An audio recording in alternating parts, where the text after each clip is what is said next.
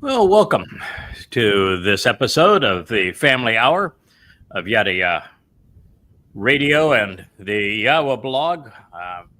Don't see either of the guys here in our picture-in-picture. So do we have them See us now. or not? I can hear you fine. I just can't see you. The picture in there. Oh, there we go. There we Miracle go. Okay. of miracles. Hello, Kevin. Hello, Kirk. How are you? Hey. We have Leah over there. She looks like she's in the dark, and Wookie is trying desperately to become part of this program. Okay, there you go, Wookie. Whoa, Wookie, you're in my headset, but that's okay. Wow. Strangle the host. There you go, Wookie. It's a way to start Wow. this show. We're a professional group here. We've been they pay us the big bucks to be able to do this professionally. Okay, so there we are. We have everybody.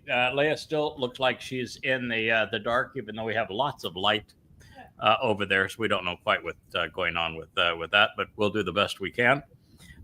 This is Family Hour. We're going to return to our series on Qatsyr-Harvest because that's where we were the last time we were all together. Yep. And well, guys, it has been a most remarkable week, though. Between No kidding. we've all been students of politics, even though we're not involved in politics.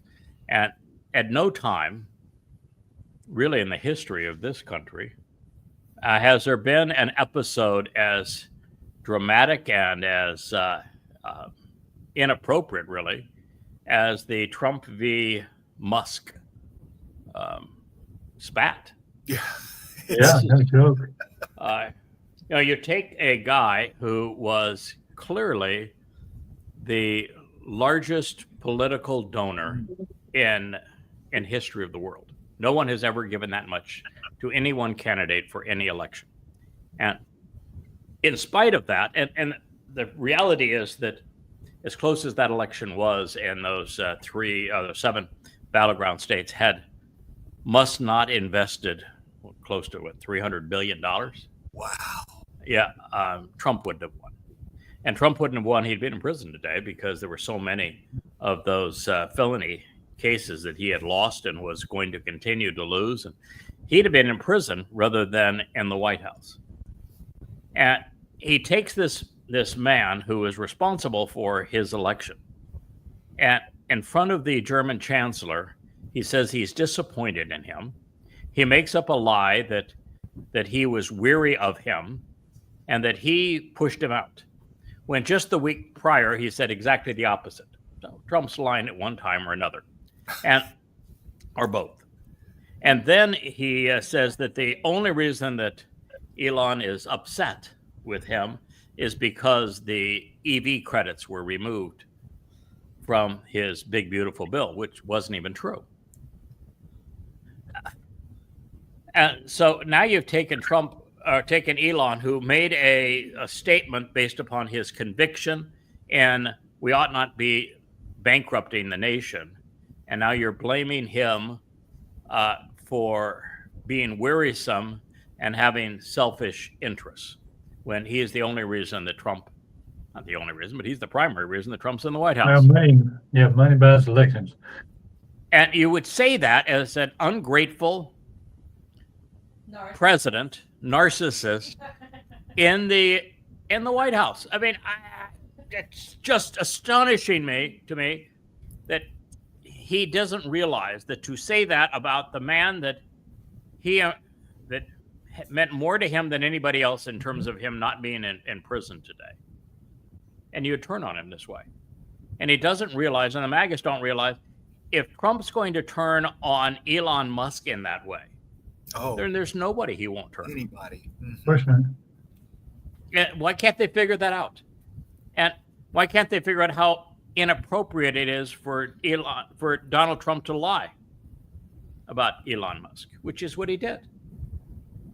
And then why is it that they can't figure out that Trump's saying as president, because he's having a spat with a man who was responsible for him being president, that he's going to cancel all of the government programs that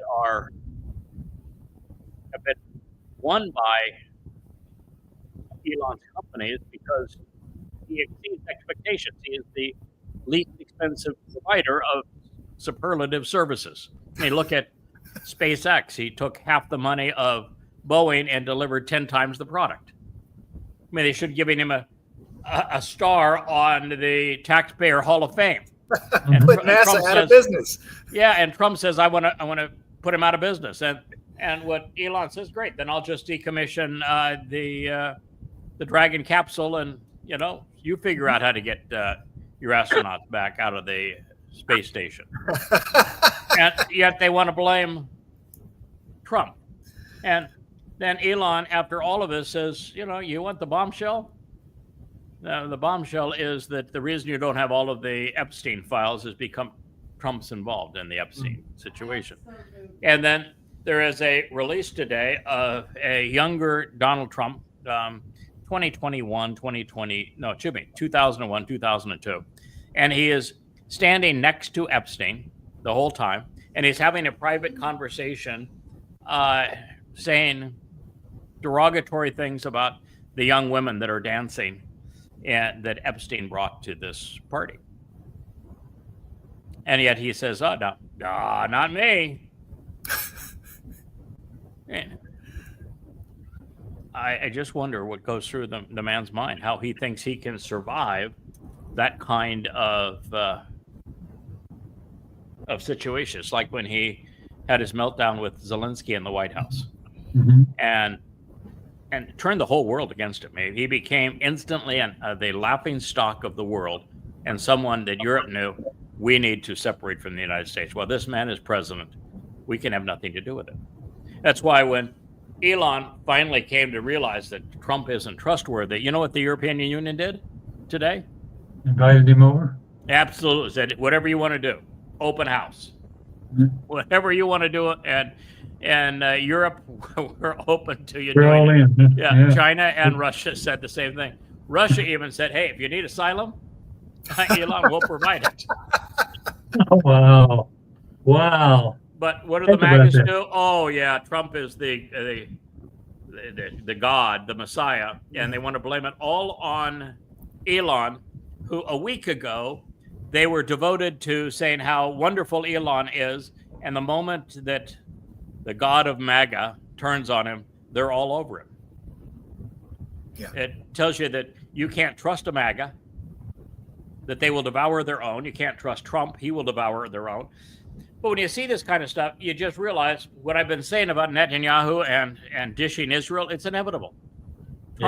Trump wouldn't even take one breath between saying something which sounds supportive of Israel to cutting Israel's throat. It wouldn't even be a breath. He has no conscience. Yeah, that's really it. It's what's expedient at the time for him. He'll say whatever's expedient at the time for him, whatever just the first thought that pops in, and this is what I want now, not worried about the consequences. Yes, like him having the meltdown on the tarmac, calling Putin crazy, and then a week later calling Putin and asking for Putin to bail him out of his Iran debacle, where he comes up and said, we're going to bomb Iran, we're going to bomb Iran like Iran's never been bombed before. And then Netanyahu comes in the White House. He says, "Oh, by the way, we're not going to bomb Iran. We're going to have coffee with them. We're going to have little chit chats once a week. It's going to be the meeting of all meetings, direct meeting." And of course, it wasn't. It was with Oman, who has all the credibility and nuclear talks of Minnie and Mickey Mouse. And we're going to have these meetings. They're just going to be great. I'm going to do the deal, and we're going to have it. And the moment he said it, I said, all he's doing is stalling. He's owned and operated now by the Muslims who have bribed him, and he is stalling so that Iran can finish their bomb and destroy Israel. And that's all that's happening here. Is a 0% chance of succeeding. And oh, by the way, Iran is only 2 weeks away from having the uranium necessary for 15 bombs. And then we learned the next week that they had a tritium factory, which means they have all the uranium necessary for 30 bombs.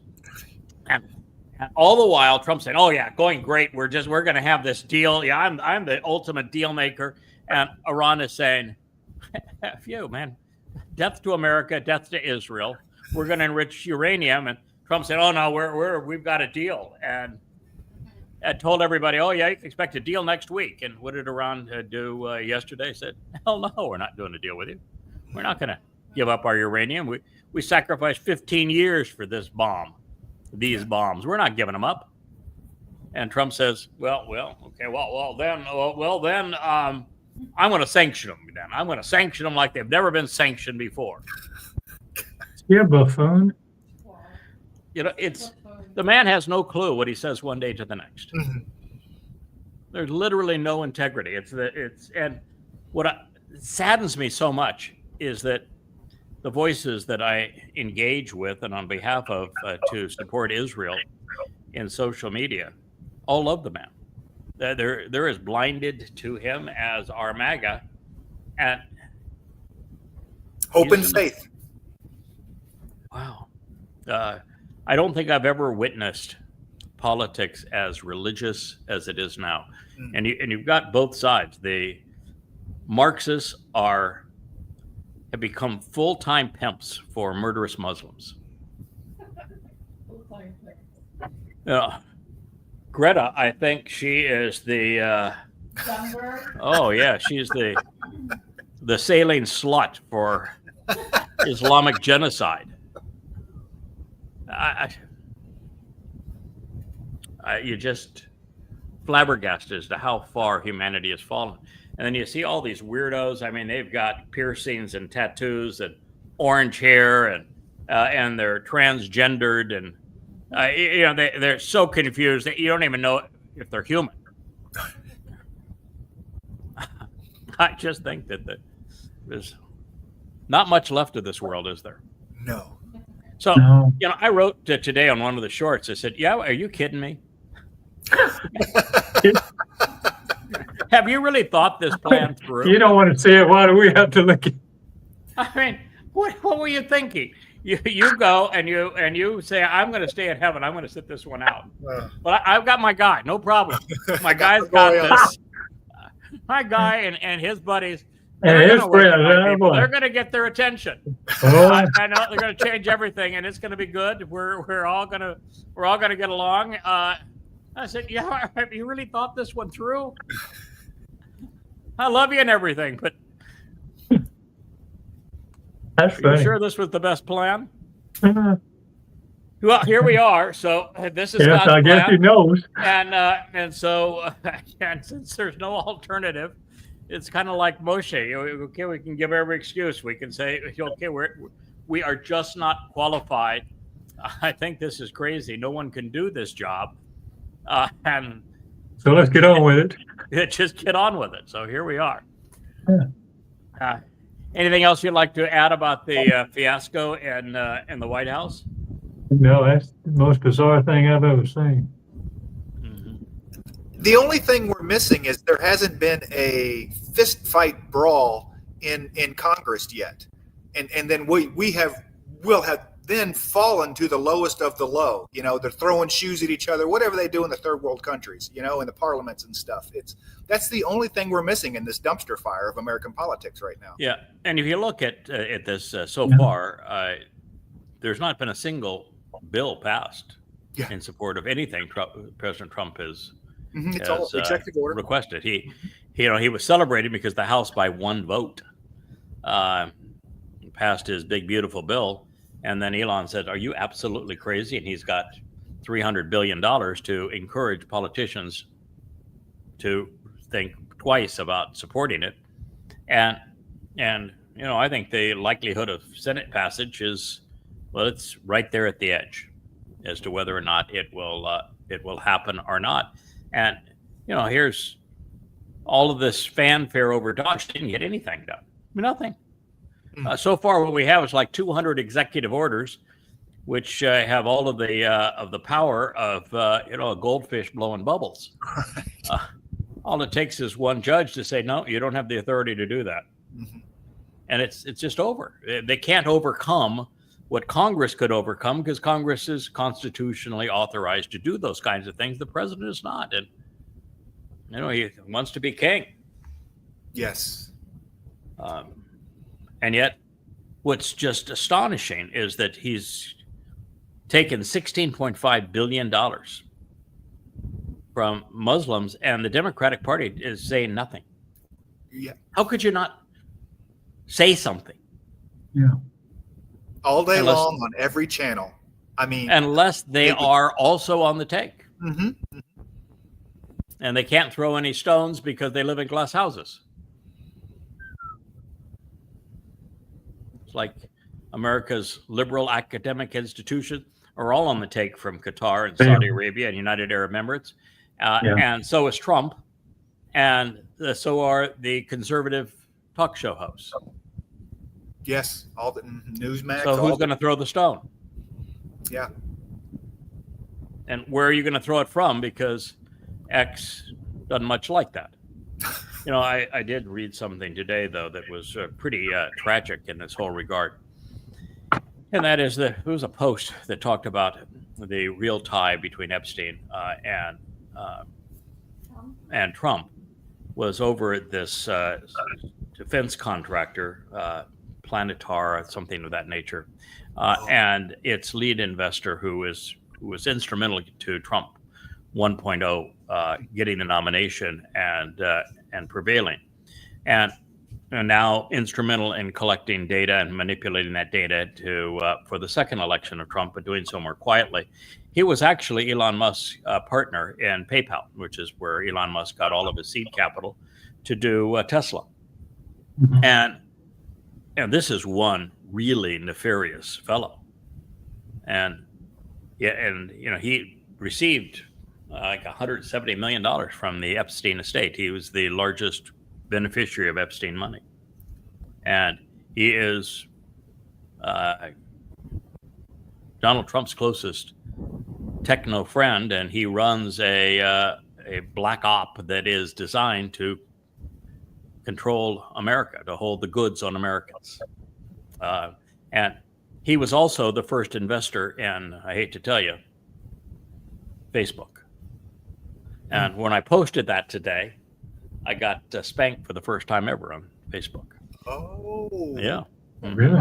Yeah. Zuckerberg's and Thought Police didn't much like being tied to him, but he was the first investor, made hundreds of millions of dollars as a result of that. And he was Elon Musk's partner in PayPal, and he is Donald Trump's principal techno wizard behind the scenes, and he is the largest beneficiary of Jeffrey Epstein's estate. There's a lot going on here, and I don't know how that gets ousted without creating just a disastrous mess. Wow. Yeah, it's a serious wow, the condition of the world now. Speaking of just terrible situations, the Chinese, because they're being attacked by Trump, are saying, the hell with you.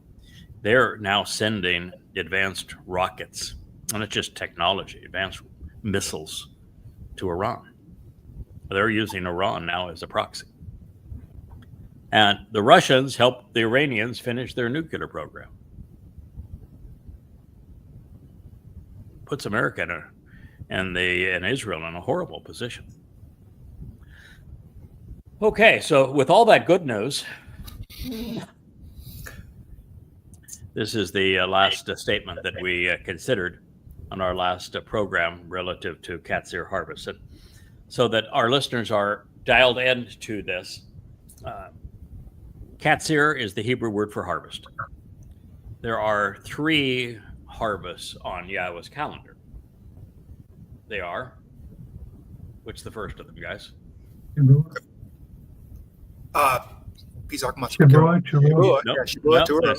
Shavuot is the next of them. The first of them is Bikurim. Oh, of course. Yeah, Bikurim is a barley harvest. It was fulfilled by Dode in 33 CE. Harvest of one.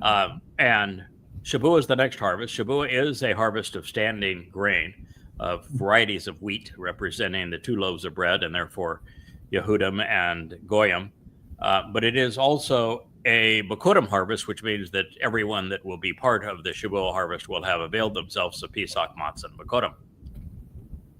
And then the third harvest is Sure.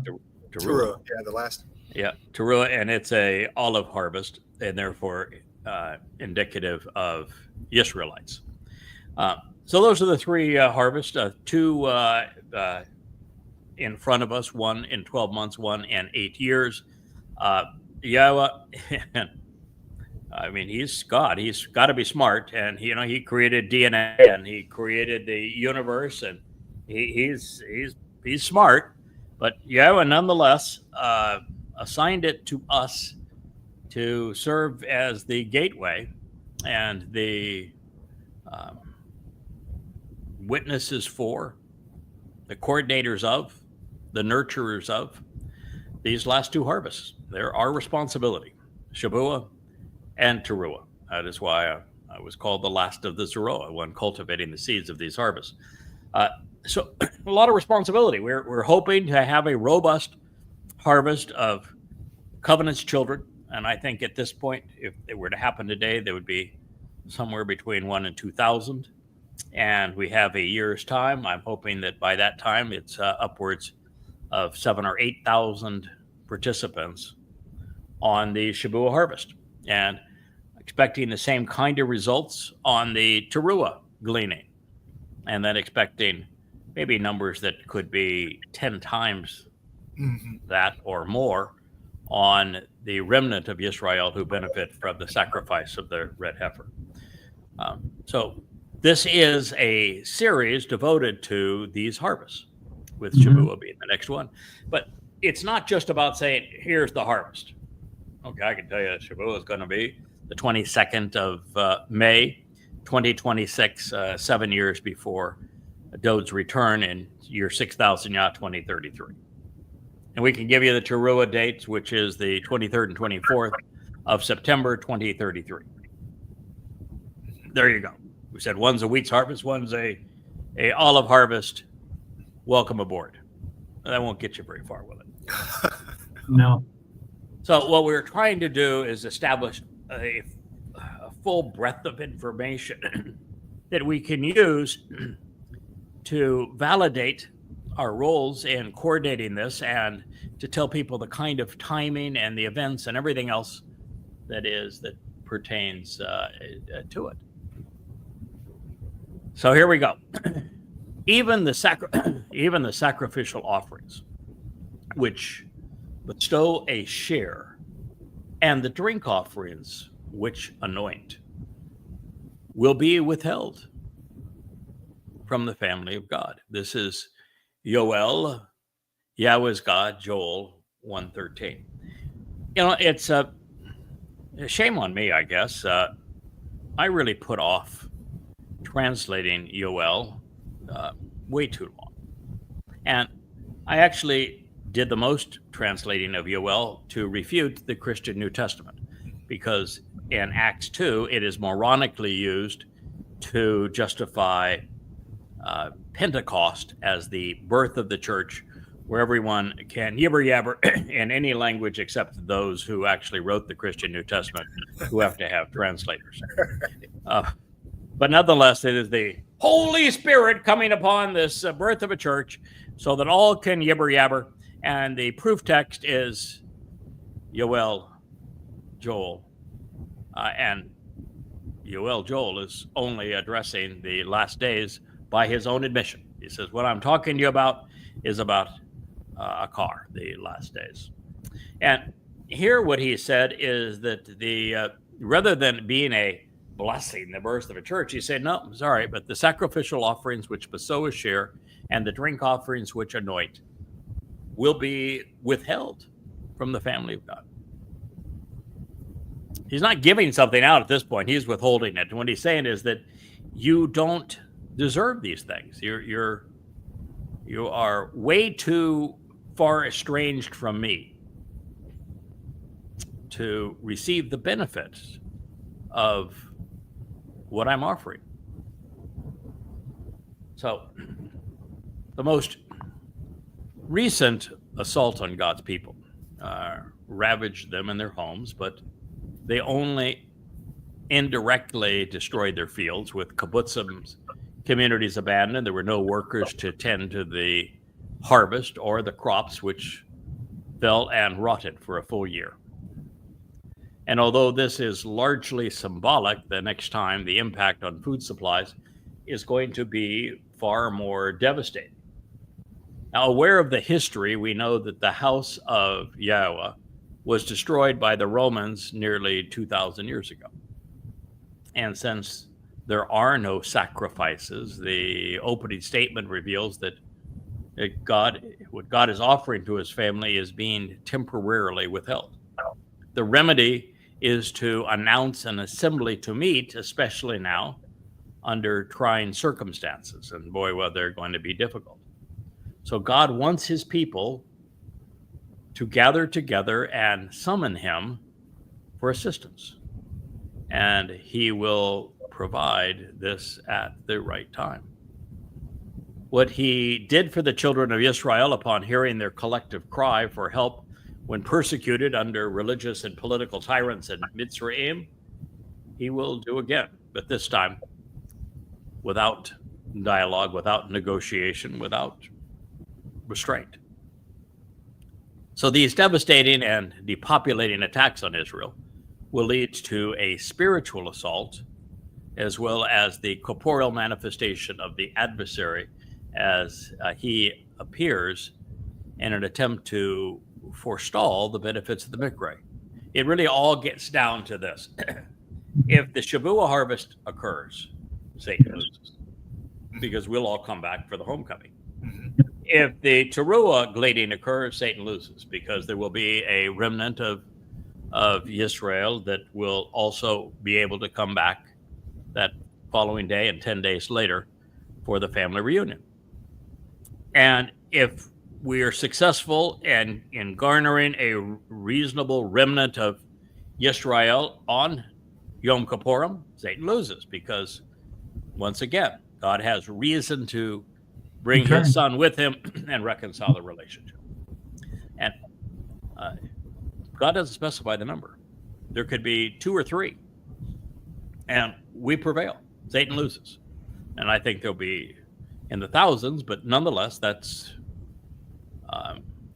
what is being conveyed here. And so all Satan can do is to say, now I'm going to do everything I can to prevent the Shabbat-show, to prevent the Towrah gleaning, to prevent the sacrifice of the red heifer. Actually, he plays a leading role in the sacrifice of the heifer.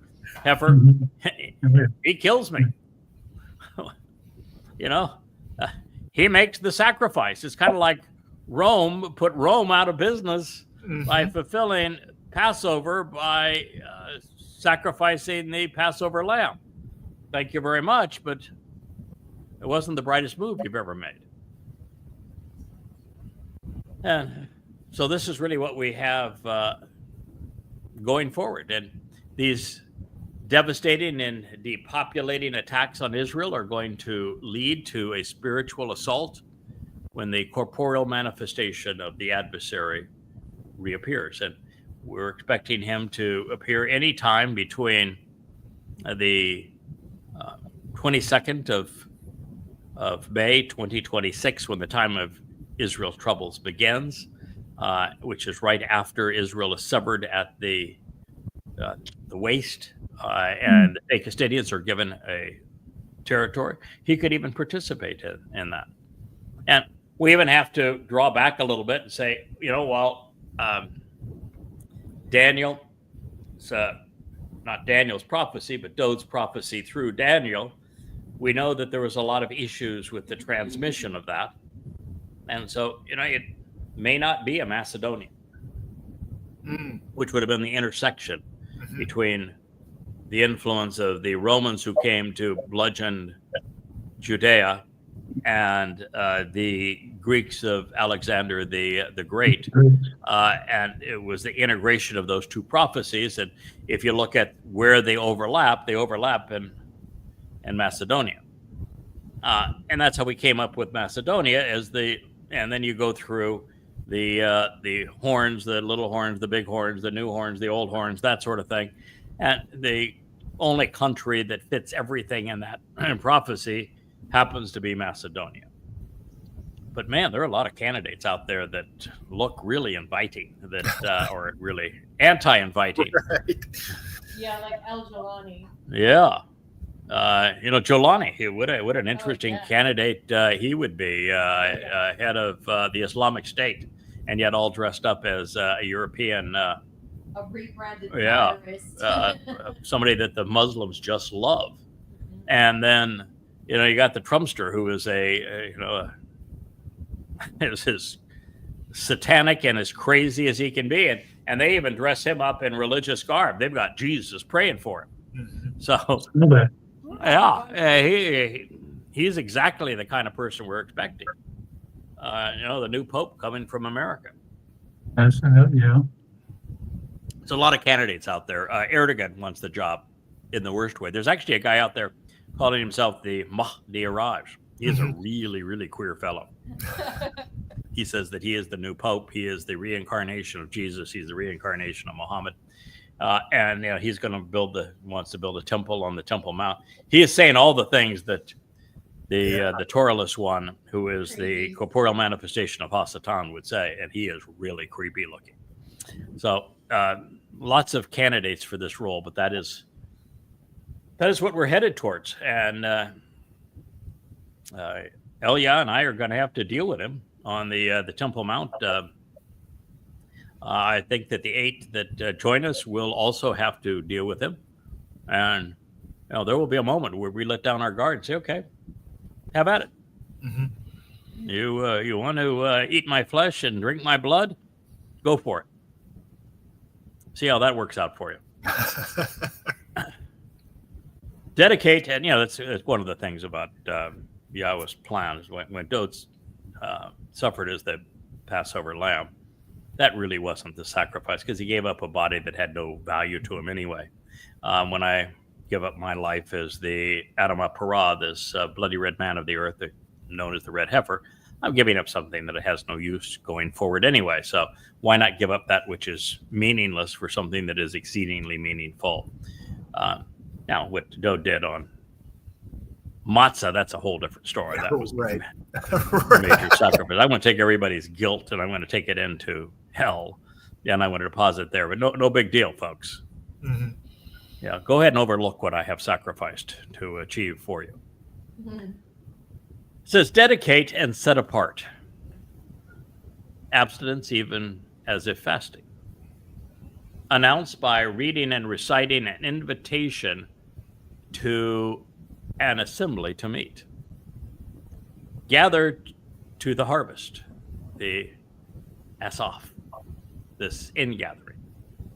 The prominent and mature, all of the inhabitants of the land, to the home in the family of Yahweh, your God.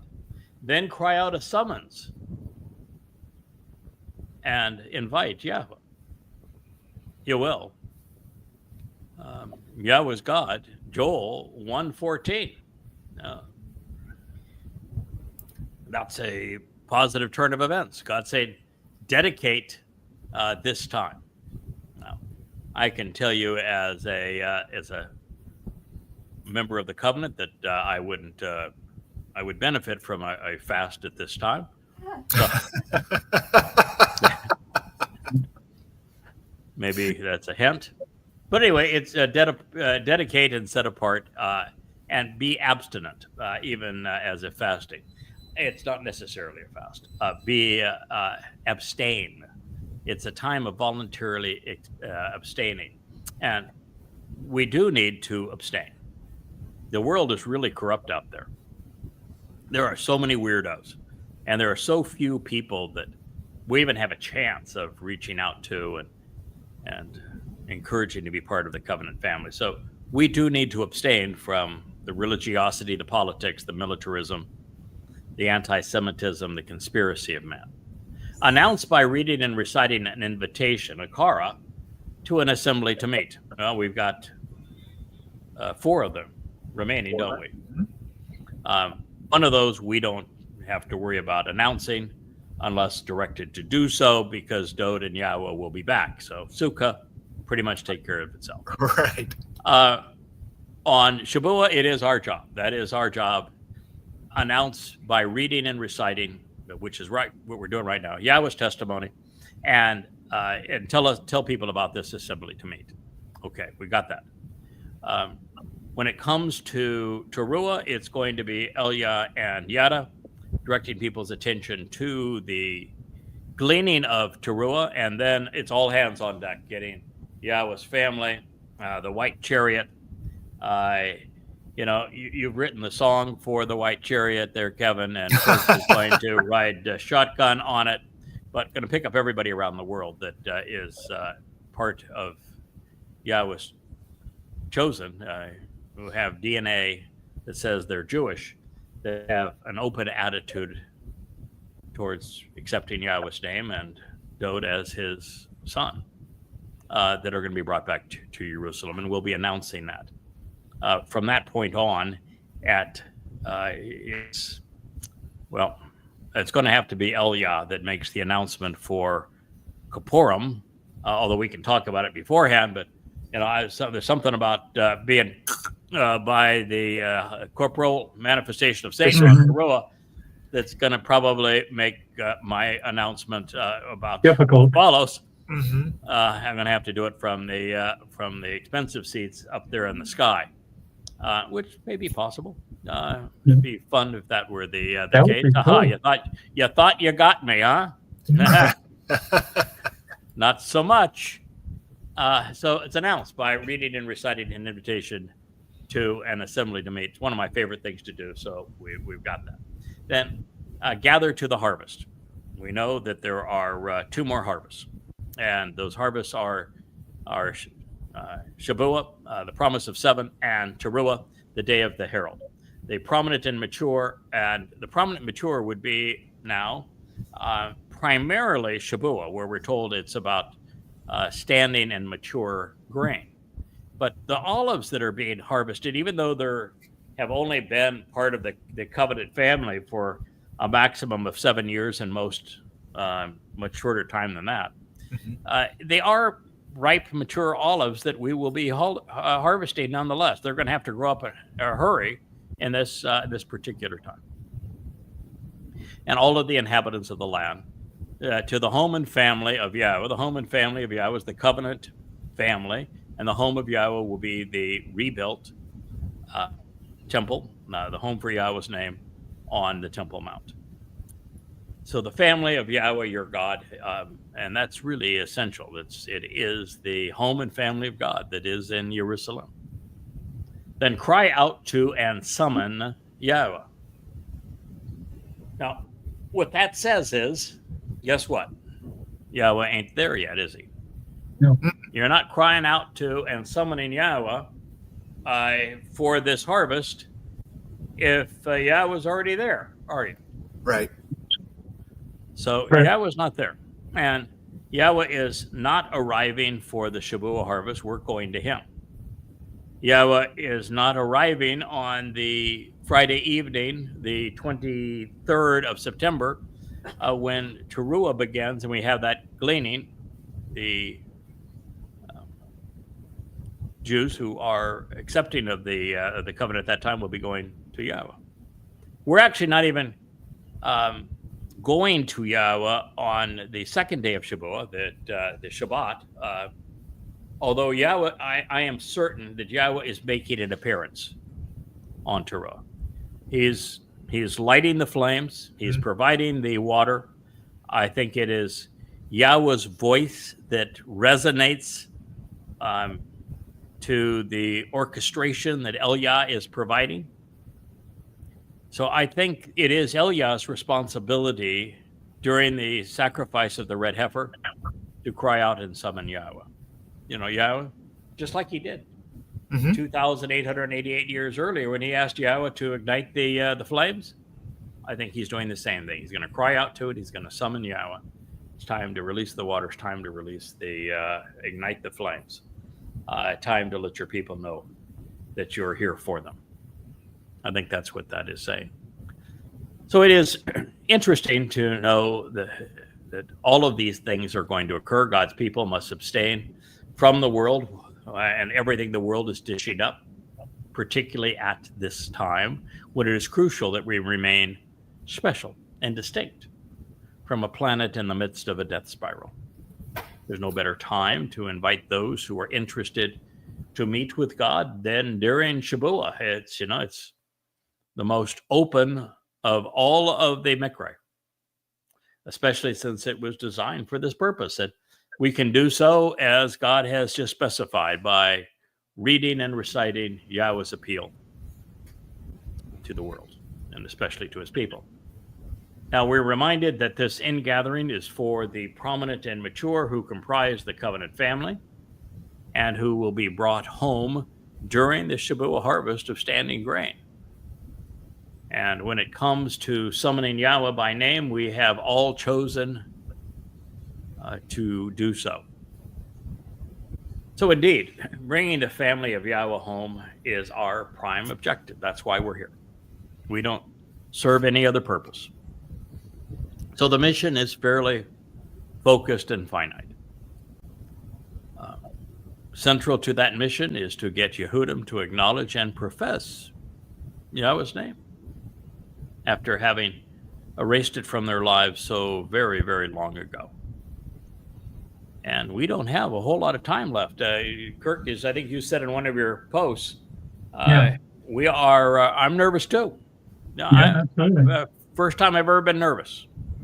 It's a lot that is residing on this, and we want to get it right. And we don't have a lot more time. So we have to make every day count. Yes.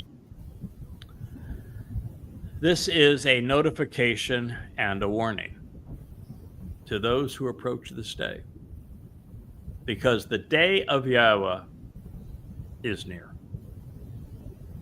A great force will be exerted upon the arrival of Shaddai, the one who is satisfactory and sufficient.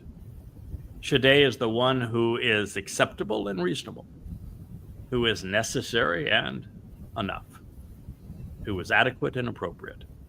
It is from she, who is, and day, enough, sufficient, suitable, fitting, appropriate, acceptable, and pleasing. This is Yoel, Yahweh's God, Joel 1:15. Well, okay, so we've moved from this ingathering to this notification, which is a warning. It's when aha, it's kind of like the English aha. Right.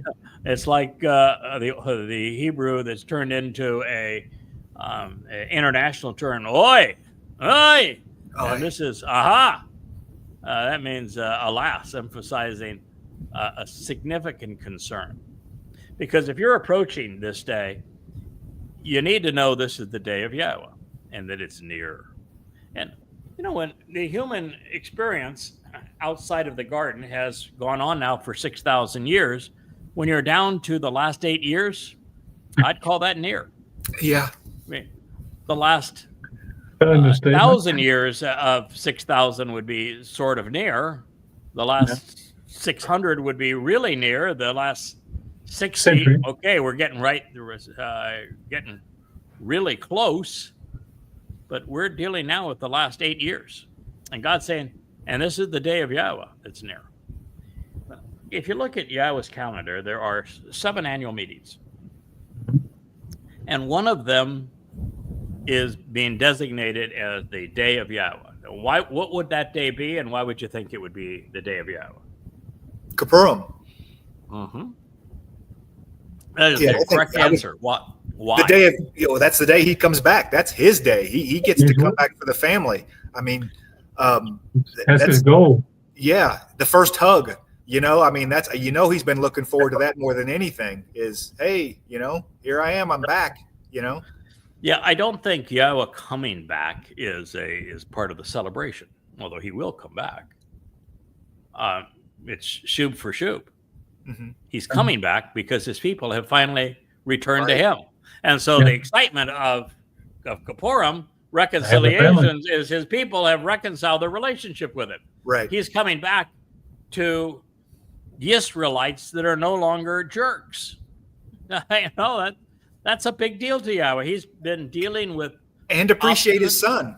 Yeah, And appreciate his obstinate, son. aggressive, Know his name. malcreants who erased his name, who disavowed all the achievements of his beloved son, who haven't listened to him in 3,500 years. And finally, God's happy because there's a remnant who are returning to him. This is the day of Yahweh, Yom Kippurim, the day he returns with Dod to a reconciled family. And I've always looked at this as the day of reconciliation, because that's what Yom Kippurim means. But in a way, that's not quite right. God can't come back and say, all right, you're not reconciled yet, but now that I'm here, let's reconcile our relationship. Right. No, that doesn't work. Mhm. So the reconciliation has to at least be put in place, processed earlier, which now explains the purpose of how the red heifer is sacrificed for the benefit of the adulterous woman, because the red heifer purifies and prepares the adulterous woman, which had been religious Israel, so that she can be betrothed to King Dod. And so Yahweh now is coming back to a wedding. This is a time where Israel has been prepared so that she's no longer a filthy whore, but she is equipped to marry God's son, Dod. And so all of that had to be in place, and that's the whole purpose of bringing Eliah back, the sacrifice of the Adamah Parah, the flames that shoot up to the heavens, the water released from the Temple Mount, the incinerating all who have come in opposition to Israel, to washing them away, to restoring the earth back to the conditions of Eden. All of that transpires prior to the Day of Reconciliations. So all of the work is in advance of the wedding. It's like any woman who's getting married will tell you that the wedding day is the culmination of all the work that took place previously. The flowers, the tablecloths, the glasses, the wines, the dress, all of that kind of stuff. The invitee list, the tables, the flowers, you name it.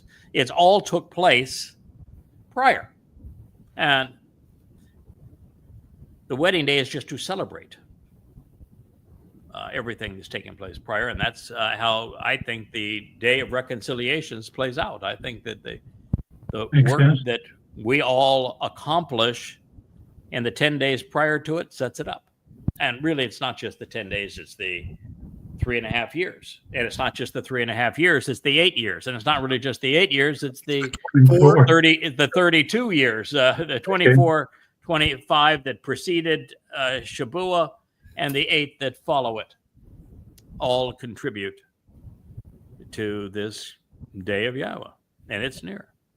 And a great force will be exerted upon the arrival, from the arrival, to the arrival, because of the arrival of Shaddai. So before we consider Shaddai, we have a great force being exerted.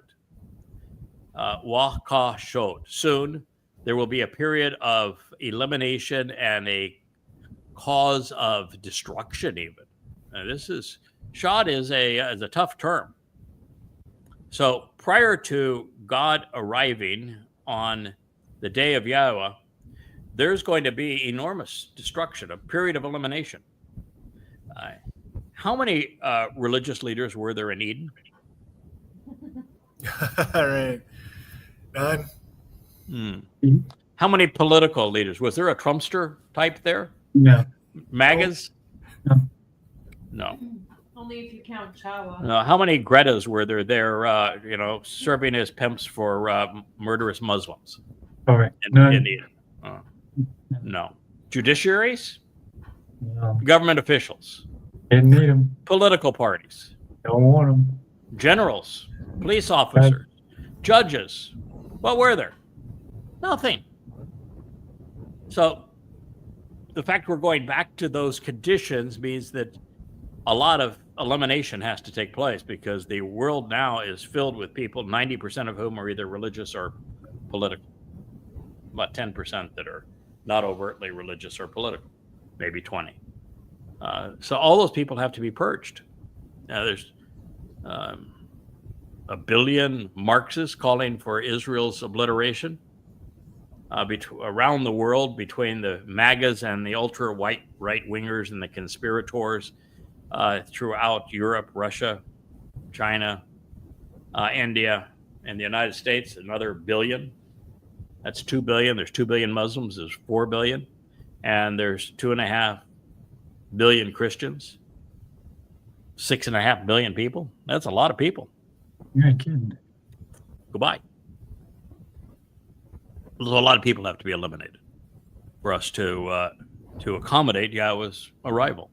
He's not coming back to a planet that's going to be much different than what he experienced in Eden with Adam and Towrah.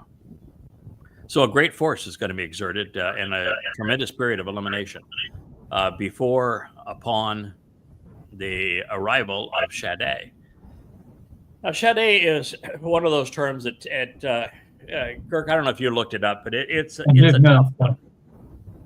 It's a good challenge, and it's a good challenge because you got to look up the component parts, and it's comprised of really two words. She means who is, and day, enough, sufficient, suitable, fitting, appropriate.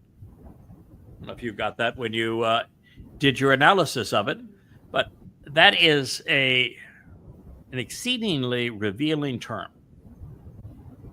Now, this is the day of Yahweh, so it's Yahweh who is referring to himself as Shaddai. And what he's saying is, I'm sufficient. I'm satisfactory. He's not bragging. He's not saying, right. I am all-powerful. I am all-knowing. He's not pulling off an Allah. I am all-seeing. I am all-powerful. I am all-merciful. I am all. No. He just said, I'm sufficient. I got this.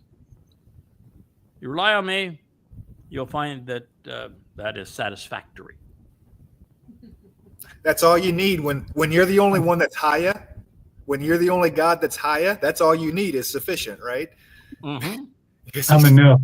Yes, hey, and I'm the one that exists. That's all he's saying, right? I exist. Well, I think that's it's true. He is the only one that exists. But I think it's far more important than that. What he's saying is, I'm approachable. Mm-hmm. I'm easy to be around. Yeah. You don't want to be afraid of me. You don't want to bow down to me. You don't want to be terrified by me. I'm going to be here for you. You're going to find me acceptable, reasonable, sufficient, appropriate. It is my whole experience with Yahweh since the first time that we met in 2001 is that God is approachable. He's sufficient. You reach in your pocket, he says, okay, there's the deal. You asked for that deal. I gave you that deal. Now let's go about doing our business. He's satisfactory. He's sufficient. He's not a Lord that wants to be worshipped. He's not a Lord that wants to be feared. He isn't trying to impress us with, okay, I've got enough power and energy and intellect to have created a universe larger than you can even imagine. And I could end all life in a nanosecond if I wish to. So you better bow down and worship me. No, he just says, you're going to find me acceptable. I just think that is so cool. You don't need to be afraid of entering Yahweh's presence.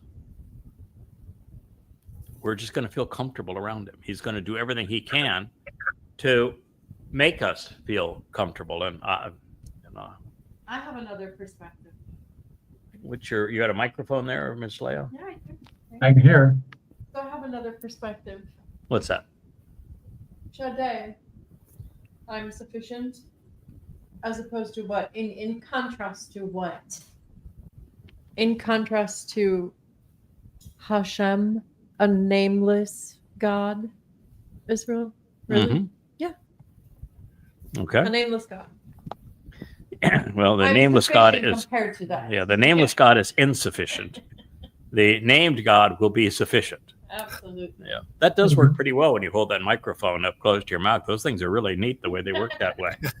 So, we could actually hear you when you spoke close to it. Yeah, came from loud and clear. 10,000 hours in radio.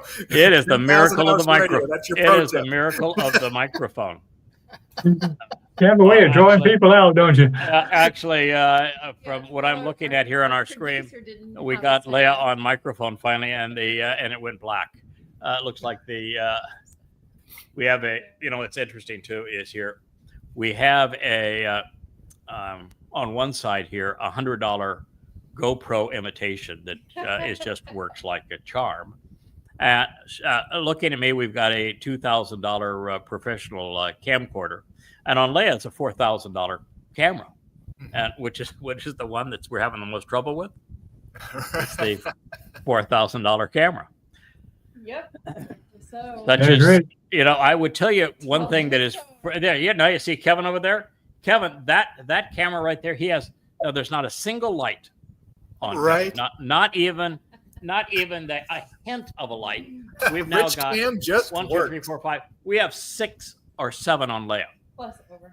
We have 6 or 7 on Leah, and she's in the dark, looking into the lens of a $4,000 camera.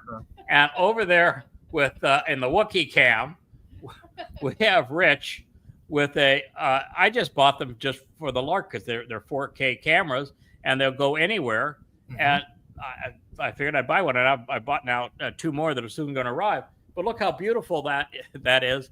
It just goes to show you that all those people that say you got to buy these really expensive cameras, which I Full of it. probably have 6 now that are really expensive cameras. You don't need them. Mhm. Look at that. I told you so. So there you go. That's how easy it works.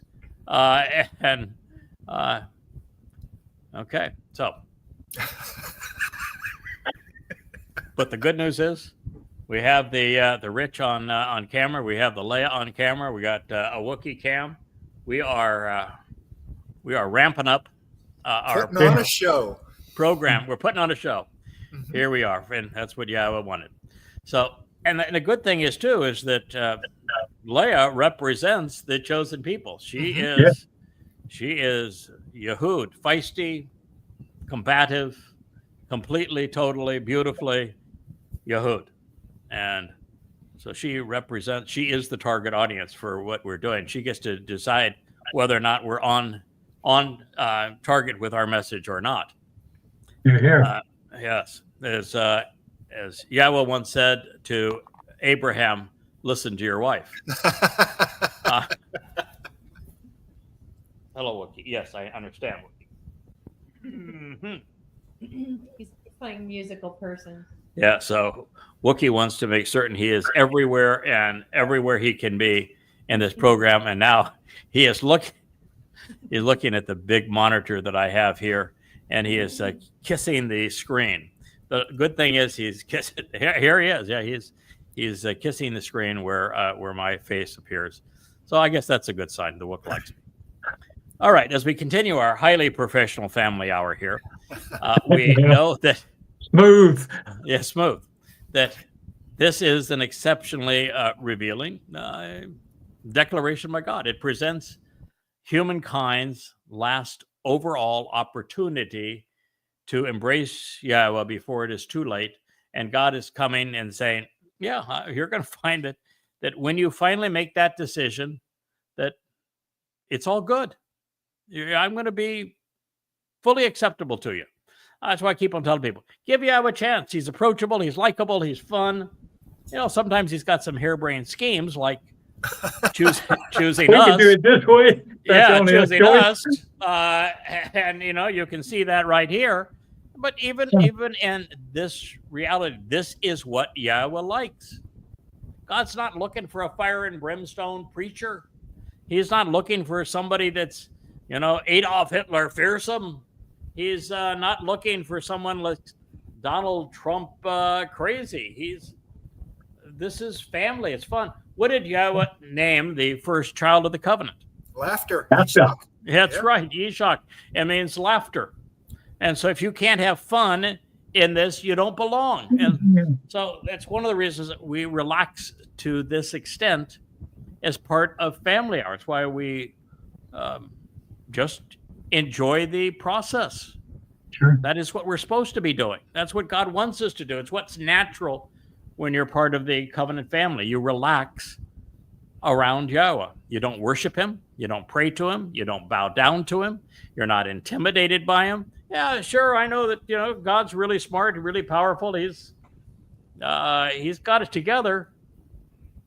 But I haven't even 1 ounce of fear or concern around him. Yeah. And he even makes it cool because one of the things he said is that he's had Dode carry all of our guilt and deposit it in Sheol, never to be seen again. So here the best deal in town. Right.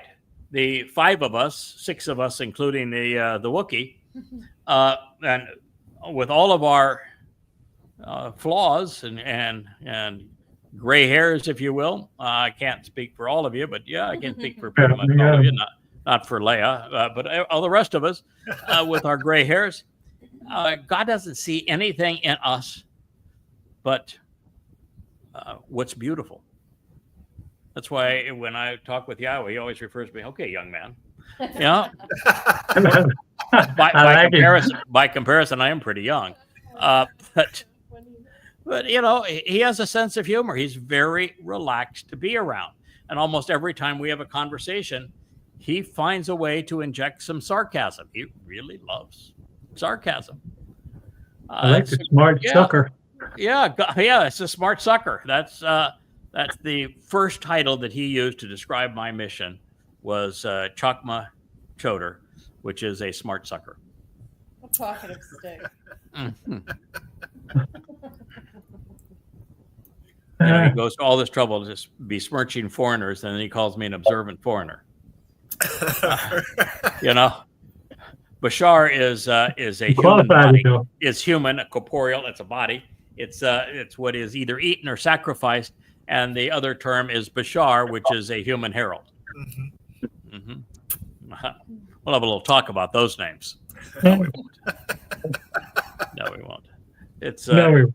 It's actually fun. It shows that God's got a sense of humor, and he's looking for people that can join him in that. Eternity, last time I checked, is a really long time. Mm-hmm. And good thinking. Wouldn't you want to spend your eternity around somebody that can laugh and have fun and figures out a way to tell a joke and yank one another's chain? If you're so nervous about God that you can't kid with him, it's like I wrote the introduction to one of the shorts, Kevin Shorts, today, and said, God, are you kidding me? Have you really thought this plan through? Wait. Yeah. Wouldn't it be better if, you could meet God and just get on your knees and pray to him and grovel? No. No, ma'am. No, ma'am. No. Just check. But when you say that all cute like that, it's hard to say no. Mm-hmm. Yeah, we have to have a nice suit, wear a tie around your neck or some dress up. Yeah. Oh, God. The nice thing about it, talk about Yahweh. So I've got all these crazy shirts. I've always liked just wearing comfortable Wilder shirts. It's kind of my since we moved to the island, it's known as the Craig style and the Craig shirts. And then you go and read and Yashayah. And what does Yashayah say about my attire? Dressed appropriately. He says he is appropriately attired. So here I'm doing this show barefoot and in shorts and a crazy wild shirt, and my guy Yashayah, the guy that wrote the textbook on proper chodering, says, that man from Edom, he is properly attired. Your best shirt. Yeah. The best shirt you got is the one is reading right to left, or from stage right to left. You've got a prison shirt with all the stripes where you're in prison. Then over here you got paradise, where you get out. Yeah. Yeah. Was that by purpose? Yeah. Yeah, it's from God's point of view, it's all good, and he wants us to be relaxed in his presence. He wants to see us as the dad we never had, Mhm. as the perfect, Right. loving, supportive, fun, engaged, productive dad that wants to share and teach everything he knows. That's pretty smart. Going to be fun.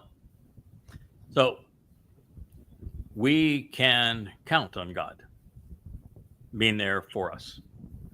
Now, there are 4 days remaining to be fulfilled, which could rise to the occasion of the day of Yahowah. Well, sort of.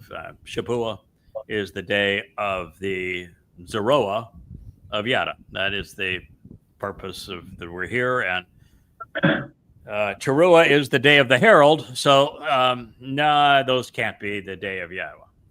So we really have to eliminate those 2. And that leaves us with 2, which is Yom Kippurim and Sukkah. And so when we think about those 2 days, I don't have a problem with God saying that the day of Yahowah is Sukkah because he gets to camp out with us. But Sukkah really is the consequence. It's the result of the other. Reward. The key day is the day of reconciliations. It's the day that God gets to bring his son back.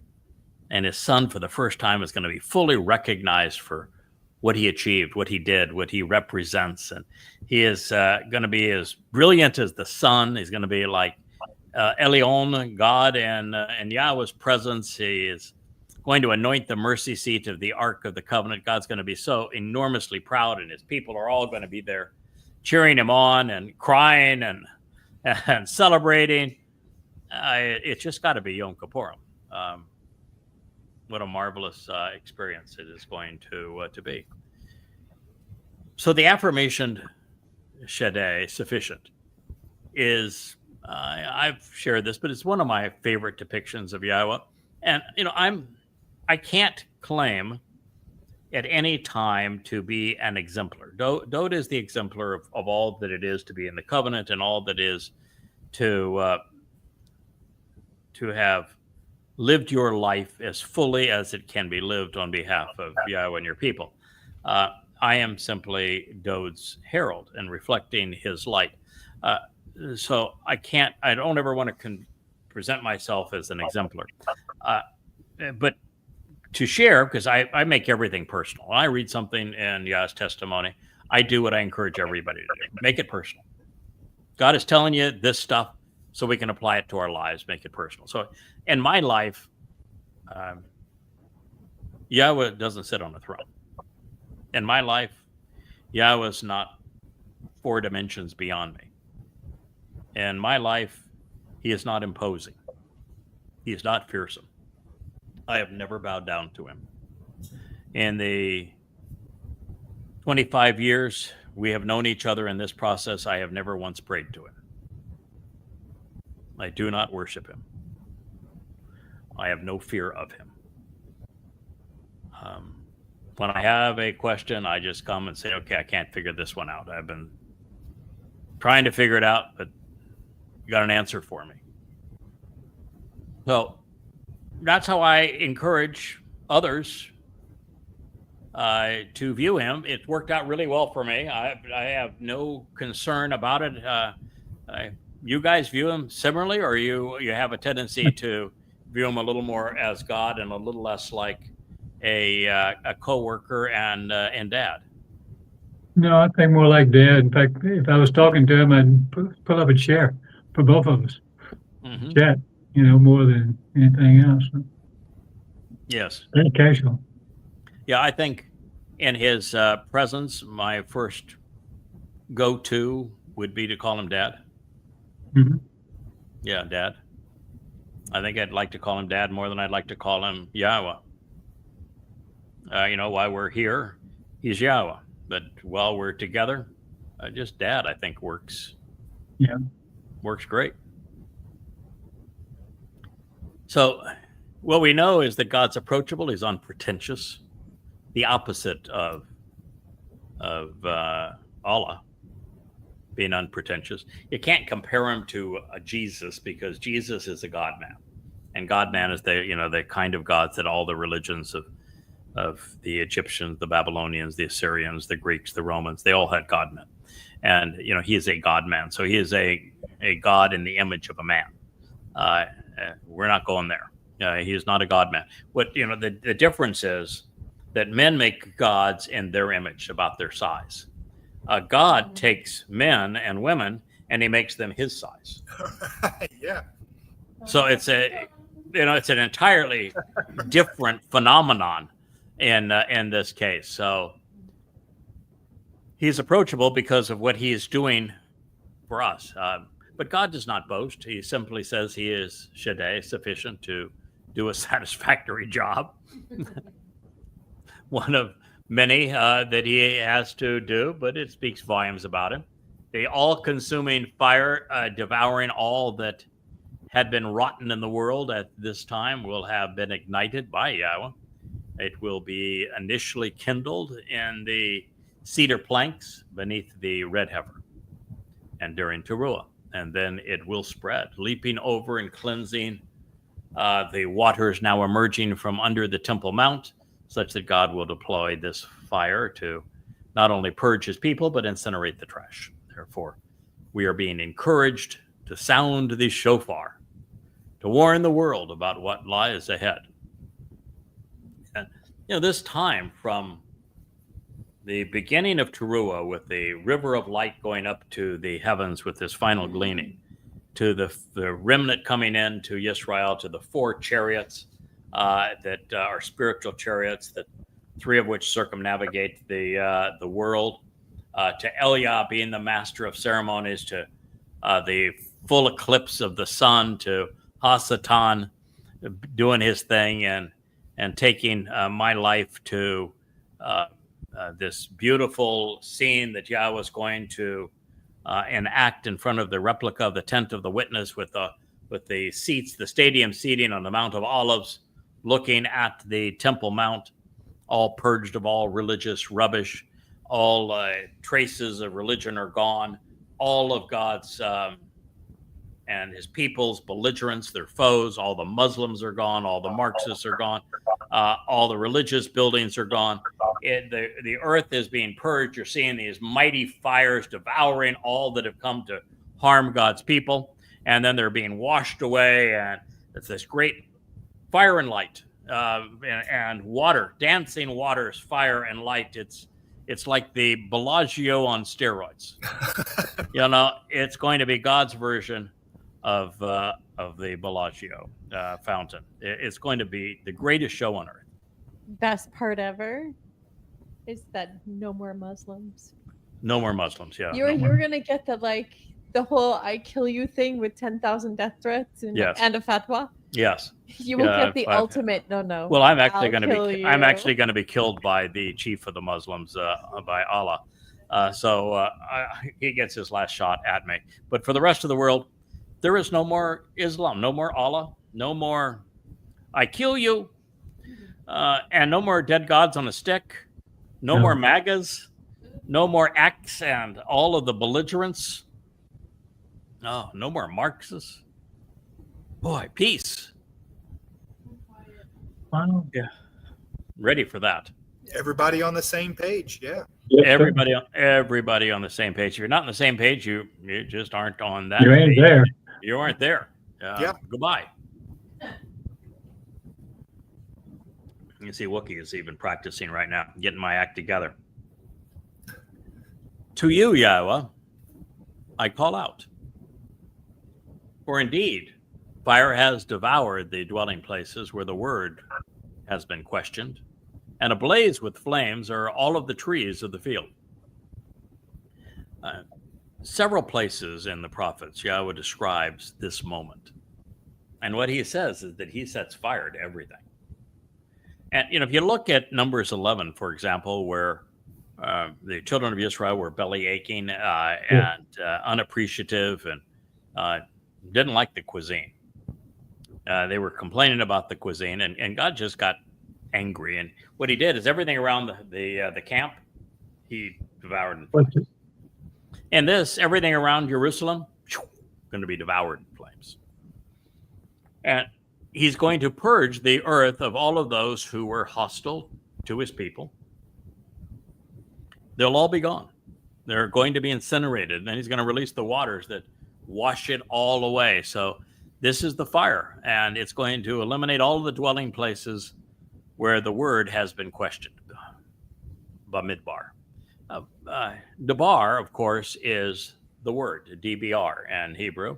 And Midbar is just Dabar with a my in front of it. And the my in Hebrew is an interrogatory. It means to ponder the implications of or to question. Dabar, the word. So the wilderness really is the place where the word is questioned. And this is the word of Yahweh. Now, you can question the word of Yahweh two different ways. You can question and say, I don't think that's true. I prefer Allah's rant in the Quran. No, I prefer Paul's, but Paul say. Or you can say, I really like what God has to say, and you can question what God has to say. Like I questioned it on a post this morning. God, are you crazy? Did you really think this through? No, of course, and fun, sort of. And if you're questioning, at least you're observing it.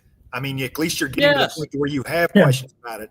And the wilderness is a great place to do that because there's no din, there's no religion and politics and society around you. You're getting out away from that, where you have the ability to thoughtfully observe and question. The 24 years that I have spent translating Yahweh's testimony, almost all of it has been by questioning. Mm-hmm. You know, I'm looking at the stems, the moods, the conjugations, the root of the word, the letters without the diacritical markings, the differences between the Masoretic texts and the Dead Sea Scrolls, the definition of that word used in other places, how you can render a sentence here that is consistent with Yahweh's testimony and consistent with the way you've rendered those words at other times. Mm-hmm. It is by questioning. It is by questioning you come to understand. Questioning is a really good thing. God wants you to question it. If you're telling the truth, you don't mind being questioned. You know, when I was doing the countless radio interviews, you know, tens of thousands of them, you got calls from listeners all the time. They were all unrehearsed. You're used to being questioned, and if you know the material, if you come to the point where you understand it, there is no question that somebody could ask you that you're going to say, "Oh boy, that's a tough one. I don't know that one." Well, if you're not questioning, you're not even on the map. That's correct. You need to question. That is what Leah's first letter to me. Who in the hell are you? Well, she found out. There you go. So for indeed, fire has devoured the dwelling places where the word is questioned, and ablaze with flames are all of the trees of the field, because Yahweh is replacing them all. It's going to be a perfect world. Lots of flowering trees, I think. We're going to have my beloved plumerias and royal poncianas everywhere. It's just the air is going to be filled with the pleasant smells of fragrant and flowering trees. So during the 7 years prior to the arrival of the fiery light, wars will rage for control of the planet, and it will be everyone against Jews and man against God. And fortunately, Yahweh is sufficiently annoyed to curtail the belligerents. And since he has appointed, as an appointment to keep, Yom Kippurim, actually 4 appointments to keep, Shavuot, Towrah, Kippurim, and Sukkah, he's not going to allow the violence to last past Towrah. And keeping everyone apprised of what's going to transpire in these days, you know, it's part of God's job. So we can sound the alarm. We can encourage God's people to listen, to participate. Yahweh's going to return, and when he does, it's In advance of it, it's time to blow the shofar. This ram's horns trumpet is directly associated with the harvest, both Shavua and Towrah as a Qatsyr. And I have been assured by my own stumbling and Leah's perfection that only a Jew is qualified to sound the shofar. And she's good at it. So we're going to allow her to be the one who sounds it for us. And it will be blown for Shavua and for Towrah. And it is, I think it'll even be blown in advance of the wedding ceremony of Dod to Yisrael on Kippurim. I wouldn't even be surprised if the shofar gets another toot as we go into the Garden of Eden and the gates are back open and the whole world blossoms before us. Wow. So at this time, however, God is not a happy camper. And so he's cleaning house. He's ridding the world of those who have been so caustic to his creation that he's now doing everything he can to protect what's salvageable. And what's salvageable is his covenant family and his people. And let's be clear, there's only one place on earth that really matters to God. And that's this ridgeline on Zion, on Moriah, in the city of Dod, in Jerusalem, and the province of Yehudah, and the land of Yisrael. Although I think Yisrael is going to expand somewhat, just a wee bit at this time. I think the earth might just bear the name Yisrael going forward, and would be surprised for that to happen. Although there will be resettle the various tribes of Israel. I think they're going to resettle in their various regions. So this is what we read next. This is the prophet Yoel. Sound the shofar. Leah's going to be busy. Sound the shofar. Blow the trumpet comprised of a ram's horn in Zion along the signs posted along the way, signaling future action, providing a warning, an explanation, and a shout of exultation. Ruah. This is the basis of Towrah. Provide a cautionary notice and further elucidation along with the good news. When you translate Ruah and you render the actionable root of Bashar, the meaning is the same. Convey a warning and announce the good news. That is Bashar. That is Ruah. That's why I've started to call Towrah the day of the herald. It is the day to herald this message. And so sound the shofar in Zion among the signs posted along the way, signaling future action, providing a warning, an explanation, and a shout of exultation, providing a cautionary notice and further elucidation on my set-apart Martin. So it means that that Zion is on Yahweh's set-apart mountain, doesn't it? And at this point, Yahweh's set-apart mountain is Moriah. Moriah. Be roused to anger, it says, all of you who live in the land, because the day of Yahweh's return is near. Rakaz, be aroused to anger. Respond to the agitation. So does that mean that God loves all the little children in the world? Don't think so. Obviously. Is this Jesus coming back with the big open arms? Is this the pearly gates of Allah's brothel being afforded to all the little jihadists? Don't think so. Yeah. It says be aroused to anger.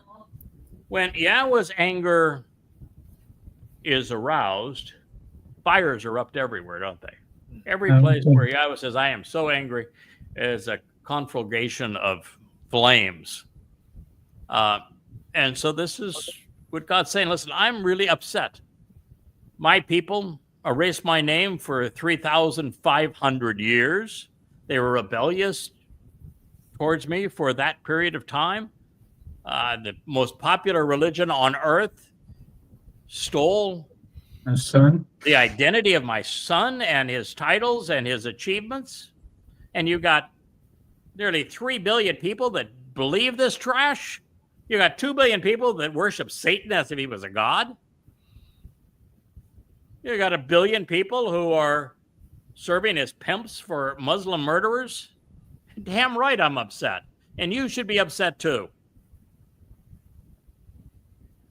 Yeah, people claiming that Donald Trump is my man.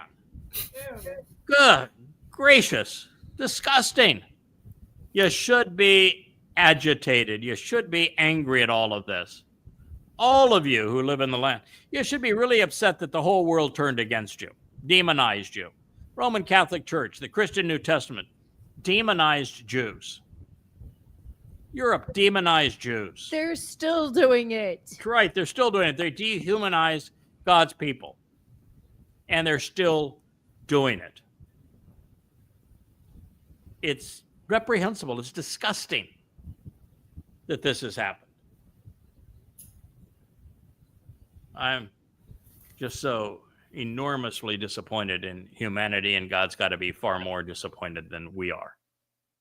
So God said, be roused to anger, all who are in the land, because the day of Yahowah's return is near. Well, so we know that these fires that are taking place then have to take place prior to the day of Yahowah's return, don't they? Mhm. Because we've been talking about these fires that are going to go blaze everything. That means they do take place on Towrah before God's return. And the warning is, you better be as angry and as frustrated with all of these people as I am. Here we have Rich once again going over to the $4,000 camera to keep it on, because no matter how many times we go through the programming, the camera wants to turn itself off on a regular basis. So we're soon going to replace that very expensive camera with a $100 GoPro imitation. We can't even buy the GoPros because GoPros don't have an HDMI output. And to be part of all the streaming, we have to have an HDMI output. So we have to buy the knockoffs. Mm-hmm. So there you go. Live and learn. Didn't have to spend $50,000 for the setup. Could have done it with, a bowl of popcorn. So I have a question. Yeah. Yeah. Aroused to anger the people on the land. Now, if I knew that the rabbis were full of shit Mm-hmm. and have been lying Mm-hmm. to the tribe for centuries, Mm-hmm. oh, I'd be angry as hell. Mm-hmm. Something I'm trying to do every day on social media. If I knew they were the ones that helped create Islam, Mm-hmm. I would be viciously angry. Mm-hmm. And Christianity. Yeah. And If I Judaism. knew And they're responsible for they were the name ones. Palestine wouldn't have been, Yes. that name would never have occurred without the rabbis. That's right. The diaspora would not have occurred without the rabbis. The Holocaust would not have occurred without Akiba. That star that Israel is parading around, Bar that's Kokhba star? Bar Kokhba's star. That's Rabbi Akiba's star, and he's the father of rabbinic Judaism. The Quran would have been nothing. You would not even know it existed today if the rabbis hadn't sold Muhammad Talmud readings, which he used to give the Quran a sense of religiosity. When Had they the rabbis found not out- trained Paul, he would never have been able to pull off the myth of Jesus robbing Dode of his achievements, and there'd be no Christianity, which means there would have been no pogroms, there would have been no Holy Roman Empire, there'd been no 1800 years of torture and subjugation and persecution. The rabbis have been the greatest enemy of Jews for the last 2,000 years. Yes, I've met the enemy. He's us. Yes. I can't stand them. I call them scum. And I'm trying my best to get Jews to recognize that they have robbed Jews of everything, including a relationship with Yahweh. They're the ones that erased Yahweh's name. And so Leah's animosity towards them is something that I share. I think the rabbis are nothing but parasites, and and Worms. vicious. Worms. Disgusting vermin. Yeah, they're That disgusting. Israel must get rid of. Get over yourselves and the goddamn rabbis. Yep. So if long you as want to live, because that's what it's going to take. They are the ones that are a true death cult. They worship other dead rabbis. yes, they do. They couldn't give a rat's ass about Yahweh That's correct. or the Torah. That is also correct. They're into the Talmud. Their whole study and the yeshivas are all about the Talmud. Which is all about themselves. And the Talmud is all about themselves. And they are the highest paid clerics in the world because it's all about them. Quite the little gig, isn't it? It is a gig that is going to cost every rabbi their soul. And if you want to be among them, then you can spend your eternity with them in Sheol. It's just fine with me. Don't want your ilk in heaven anyway. Mm-hmm. Yeah, I heard somebody wrote me today, well, what if Donald Trump, accepts the terms and conditions of the covenant and he comes to know Yahweh, becomes a force for good? This is not a prayer. Not only not a prayer, I personally forbid it. I have some perks associated with this job, and one is to be the gatekeeper, and he is not going to be part of eternity. Now, I'll give Elon a second look if Elon comes to his senses, but it sure is not going to be the dumpster. We are not, no. And no rabbi is going to get a chance to, at the last minute, I was wrong. I wouldn't trust him as far as... there is no last minute. Yeah, this isn't faith. This is just accepting and everything's fine. There is no last minute. I mean, your last minute is whether you're allowed on the white chariot. Yes. Yeah, there's no bedside confession or anything with this. So no, yeah. and there's the black chariot goes out before the white chariot. Right. That black chariot goes out first, and that black chariot, it's Scoop 'em up. it's Mhm. it's it for you. It's not the party train. Mm-hmm. Yeah, there was a person on X that was trying to demean Yahweh and says, I'm going to quote from Debatim, and it was that where Yahweh said that if they worship false gods, just kill them. In my community, if you're going to worship a false god, you're as good as dead. You might as well just kill them because they're so toxic and corrosive to the relationship. And so Hashem and G-D, or it's not Yahweh. And they were saying, well, so that God is equally intolerant, and tolerant is just stupid. I mean, because Europe was tolerant of Islam, Europe is dying. You're tolerant of things that are wrong, and evil is deadly. Yeah. It's like saying I want to be tolerant of the bubonic plague because the poor plague. What has it done? The plague's got to live too. Yahweh says if you're going to be those that are promoting a plague in my house, no, you've got to go. Otherwise, it's not safe for the others. So we find then Ruah, the full intent of Towrah, signaling an imminent future event that is worthy of our attention, providing a warning so that God's people are prepared. It's to offer an invitation along with a shout of exultation, of excitement, while providing a cautionary notice. You better get your act together. You don't have much more time. Provides even further elucidation, exaltation, and elucidation for emancipation. Awakening God's people to the Shavuot harvest, the Teruah gleaning, and his Yom Kippurim homecoming between, Shavuot 2026 and everything else 2033 is our life's work. It is the greatest opportunity that we or anyone will ever have. And it's going to be, this next 8.5 years going to be most exciting in human history. In the last 10 days, well, that's the greatest show on earth. As for the dates that these events will be fulfilled, there is only one credible option for each. The harvest of standing grain, representing the promise of the Shabbat, has to occur on the Shabbat of May 22nd, 2026. This is the beginning of the time of Yaakov's troubles. It is 7 years prior to the Messiah's return. Shabuah means sevens.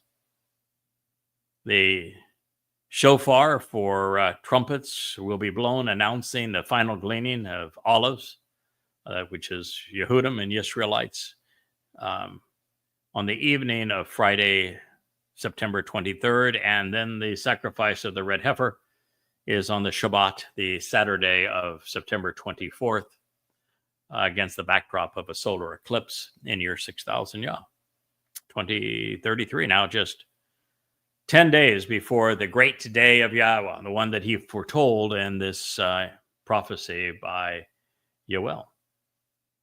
Then father and son will arrive to celebrate their family reunion, the wedding, the great reconciliation with Yisrael as the sun sets on October 2nd, 2033, 6:22 p.m., which is Yom Kippurim in year 6000 Yah.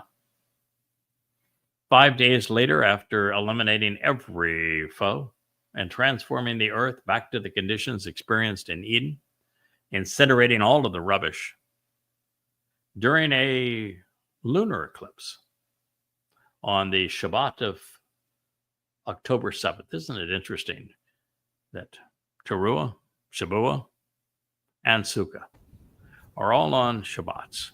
Huh. Yeah. If the How could you Shabbat plan was that, do, right? yeah, if the Shabbat was do nothing day, then how could Yahweh He's harvest still ain't busy. his covenant family, his people, even perform the sacrifice of the red heifer, and then open the gates to a return to Eden, and every one of those events takes place on a Shabbat. Oh, I know. Why do you know? It's because the rabbis were full of shit. So you don't think that Shabbat is do nothing day, or a day that you should make 100,000 rules on all the things you can't do? In fact, Nope. how would a rabbi even enter the garden, since they are limited on the number of steps they can make?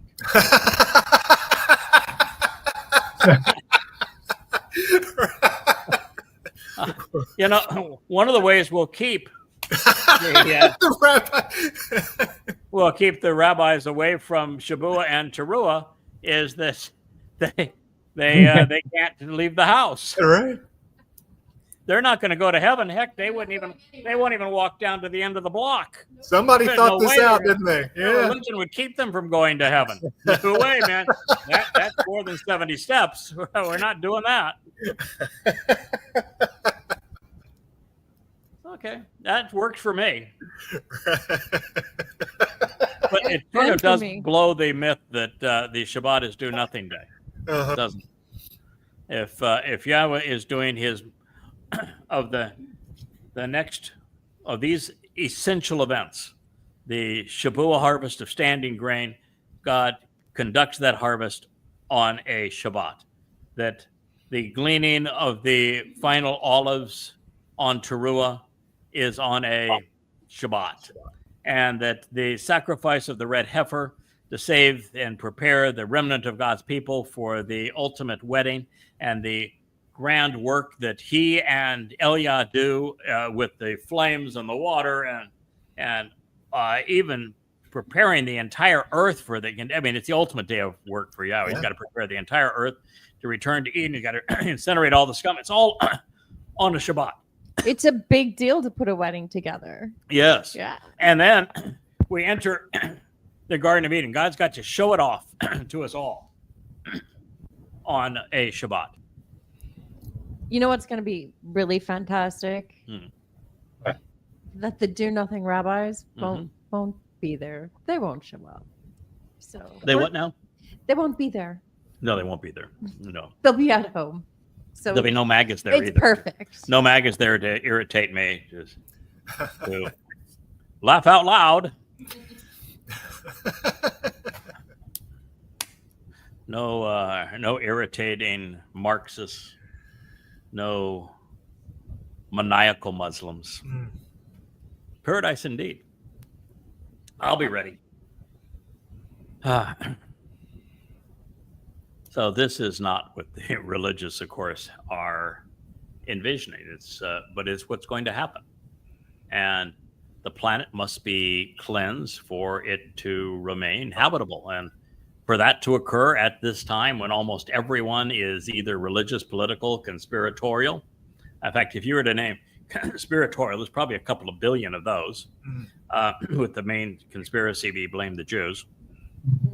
The Jews will find Trump and Elon get into a spat. There's not a Jew to be seen, but it's a Jewish plot.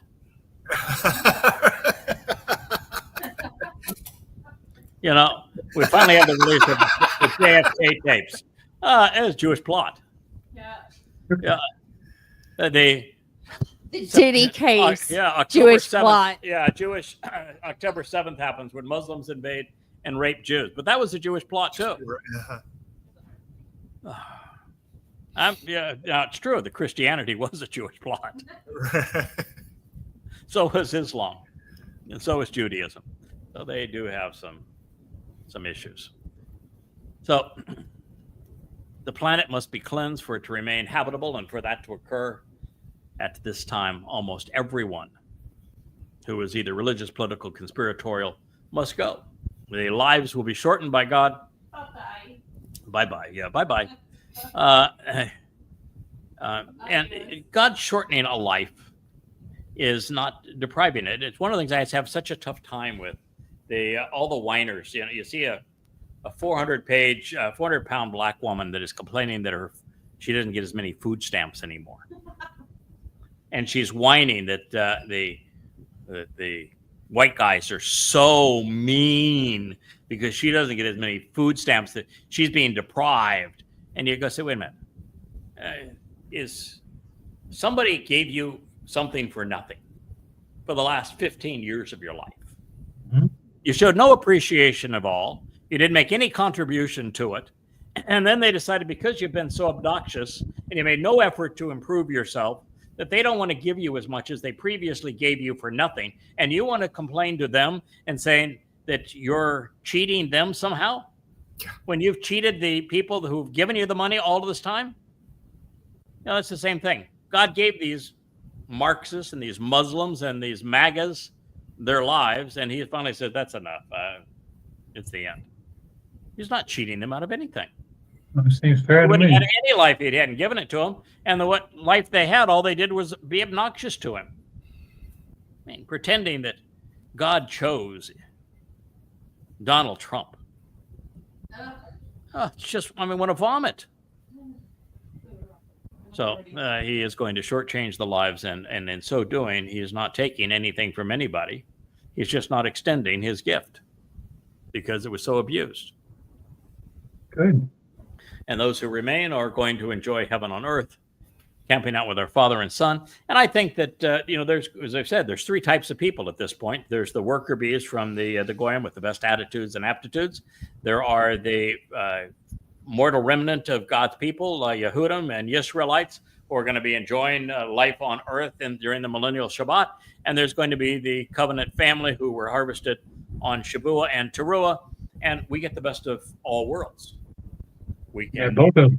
Enjoy the earth and the conditions of Eden, and we can go out and explore the universe and go into heaven, because we're going to be spiritual beings that have the capacity of accepting corporeal form when it is appropriate, and then be energy based when we want to go travel and go someplace else. It's going to be the best of all worlds, and I think that we'll spend a lot of time around here because I think we'll have jobs to do, and Yahweh's going to be hanging here a lot, and it's going to be a special time. And 1,000 years sounds like a long time. What's 1,000 years compared to eternity? Right. So prior to this light and the arrival of Yahweh, the planet will be enveloped in a horrible darkness, a time of political progressives and religious maniacs, and this will be a time of idiots, and it's a deadly combination. This is one of the many reasons the final two harvests, Shabu and Towrah, are scheduled at this time. Yahweh needs to remove his covenant family from harm's way, and he needs to reward them. He made a promise. If you accept the terms and conditions of the covenant, you avail yourself of the benefits of Pesach, Matzah, and Makodim, except what his beloved son did for us on those days, and celebrate Yahweh's name. God's promised this reward. He has to deliver it. So this is why it's structured this way. Now, unfortunately, many Jews will be left behind, as Muslims will be, and by the millions. Between now and then, Muslims will be wiping Jews out at a prodigious rate. Some 10 million are going to die. The result's going to be quite murderous, and I think this will be our last citation in this program, because we are nearing the 2-hour mark and family hours. Can we make it family hours? No, it's good. It's good. Okay. So, the 2-hour show. It's a 2-hour family hour. Okay. Yeah. It will be my wife today, as we were going downstairs and for the Rainbow Room, we're going to do the last episode of Gateway Out of the Holocaust. She just said, I just told Rich to cancel the show. You need a rest your voice. It's you just can't keep on at this pace. You can't start like you did this morning shortly after 5 and keep on going and hold up. It's just not physically possible. Take a break. Well, I was right. That happened. But wait, we have a show called Family Gateway Hour. Out of the Holocaust. So yeah. Oh, we appreciate it. Yeah, and she's right. I mean, right now, I can feel the back of my throat saying, "Okay, you have abused me today. Enough already." They say there's a way that you can actually do these kind of shows. I used to do the 3 hours of radio every day, but this is more than 3 hours. And during radio, every 15 minutes, you get a 3 to 5 minute break. Yeah. And the radio, you don't have to have all these lights on. Yeah. And you have it's an entirely, I'm going to tell you, it's 1,000 times easier than this, but not as expressive. So it says this will be, remember, we did it together for many years. Yeah. It will be a day of darkness during a time of ignorance and confusion. So Yoel was obviously here. And much will be obscured at Shosek, in a period of terror and gloom.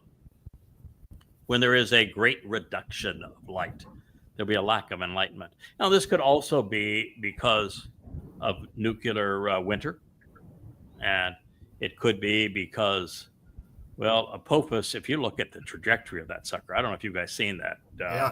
I did, yes. But oh my God, that thing comes close, and it's whirling by, and it barely misses the Earth based upon their current calculations, and it darn near then hits the moon. Mm-hmm. If you hit the moon, you would take out the Earth, and more than one way. The whole idea of being the lesser luminary is to draw attention to the greater. You got to be there, yeah. When the greater luminary can come back. Don't lose your metaphor.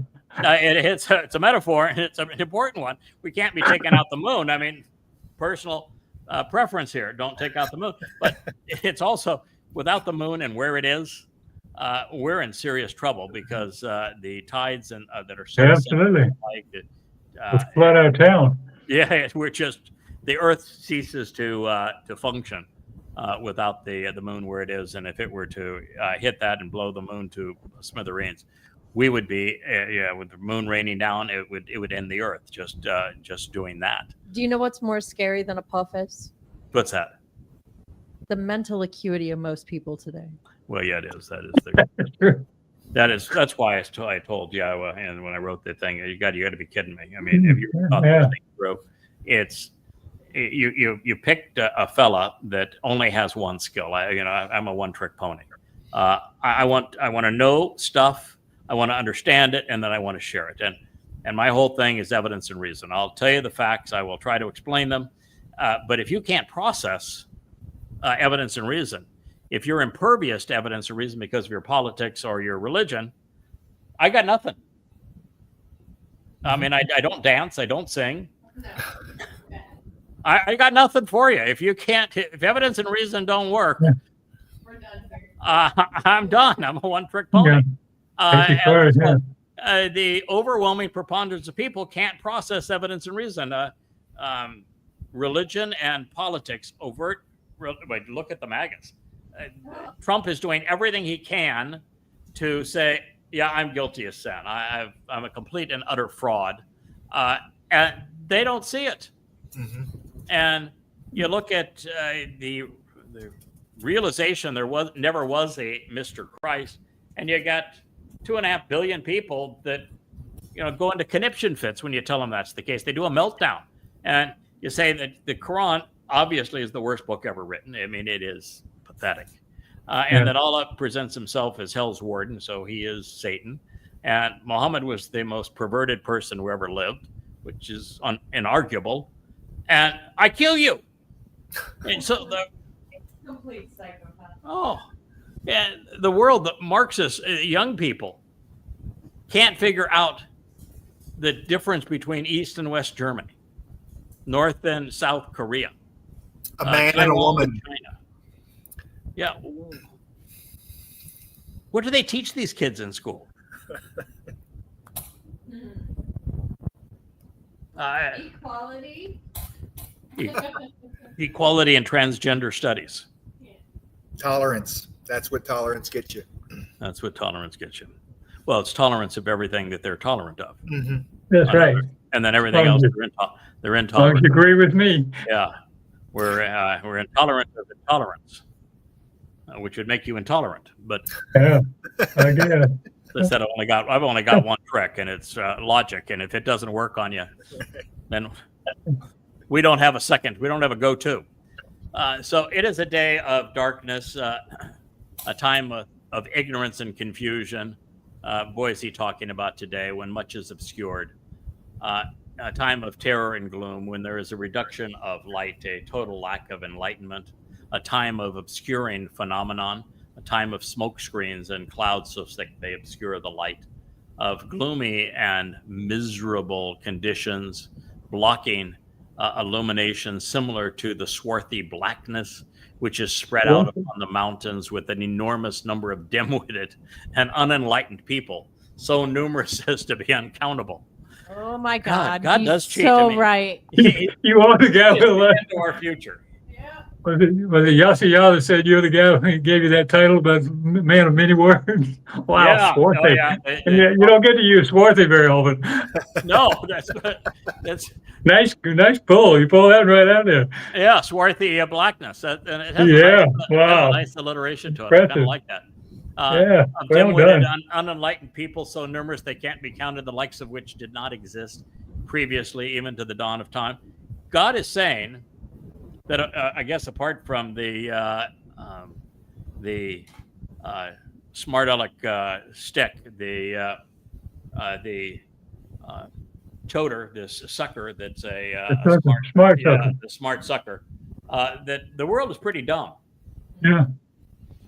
Yeah, it says that there are more dimwits out there than at any time in all of human history. I wrote And they keep breeding.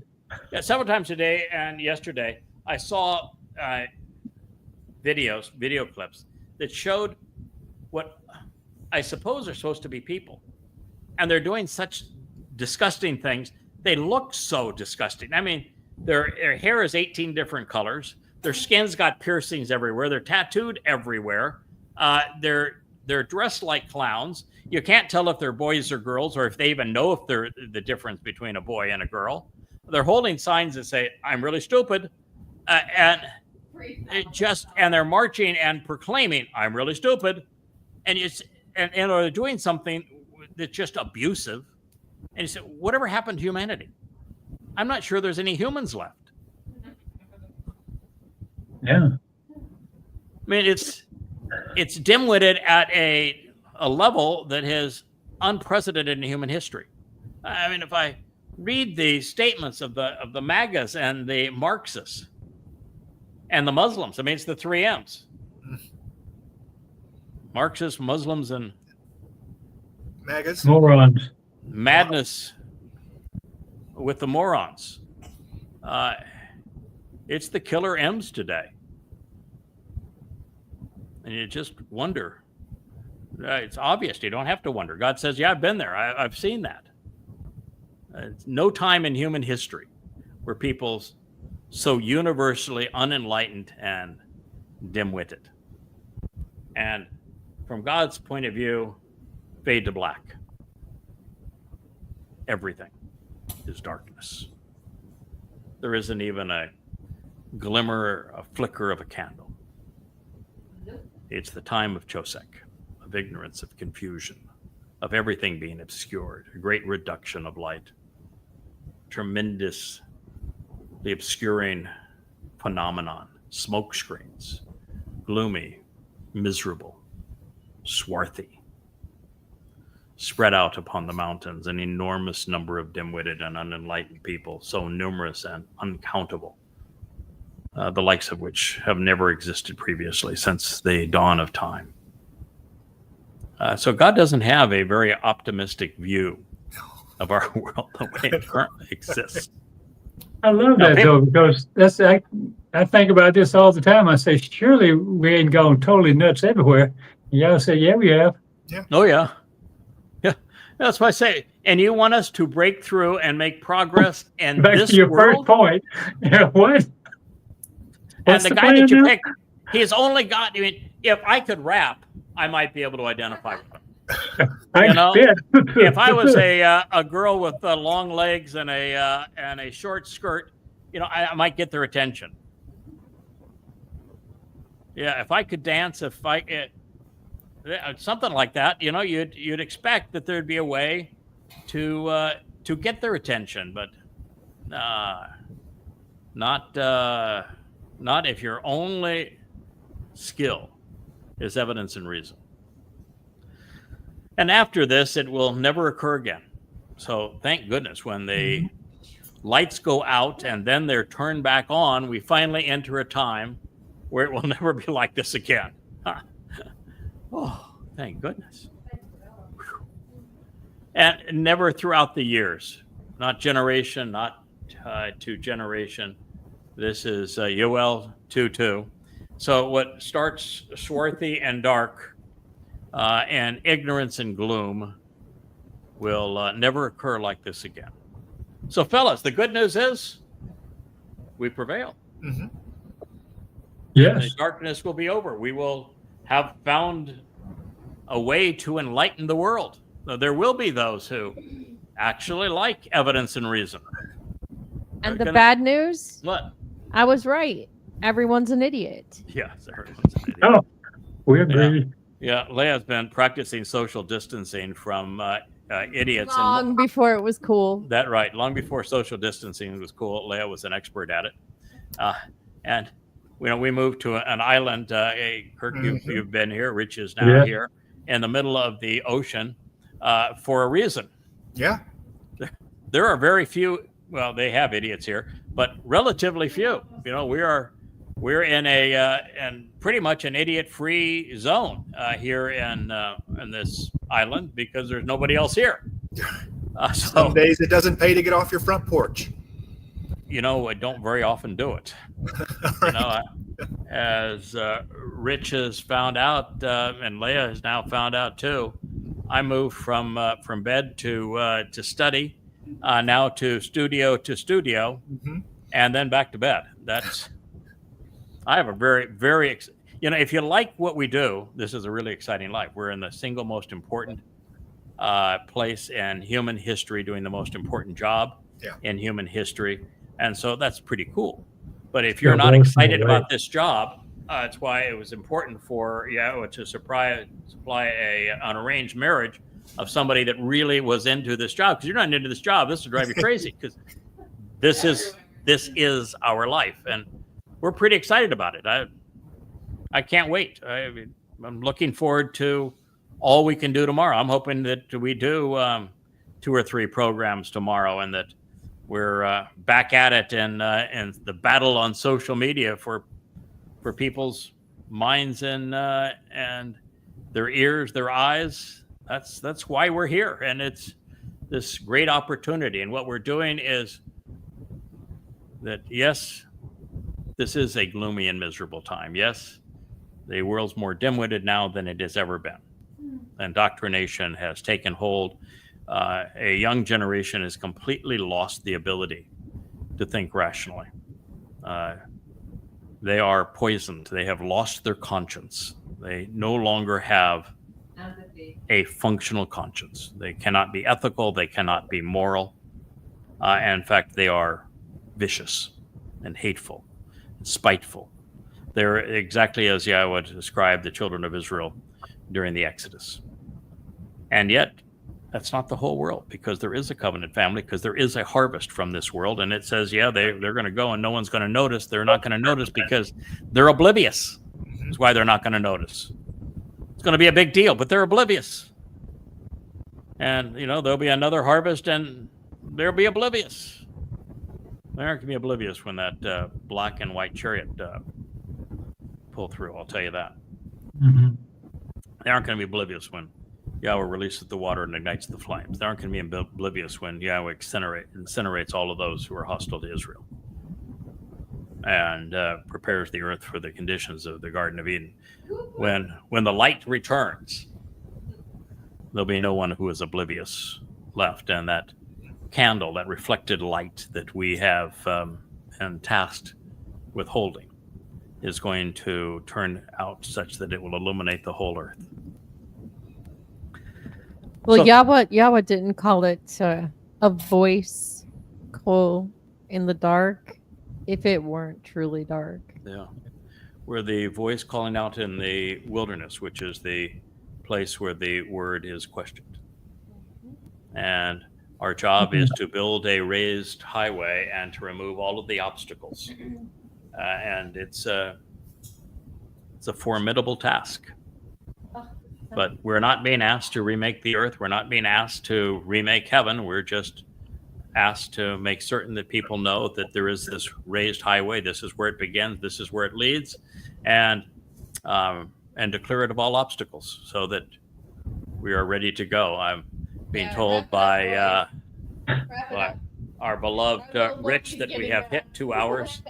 And 2 hours, he says, union hours. We're not going beyond that. Even Wookie is now saying, "Oh, I'm over there, Dad. I'm really enjoying this show. Let's not end it now." So, gentlemen, thank you. We've had some fun this evening. We've a thing or two this evening. Enjoyed our company together. Liked having Leah on camera, on microphone. We had even Rich on some of the pictures. It is about time, and yes, it is about time. 1 year left to Towrah, 8 years left to Towrah. We hope that you join us. Thank you very much. Wonderful Shabbat to one and all. Yahowah blog is signing out for this evening. Shabbat shalom. Shabbat shalom.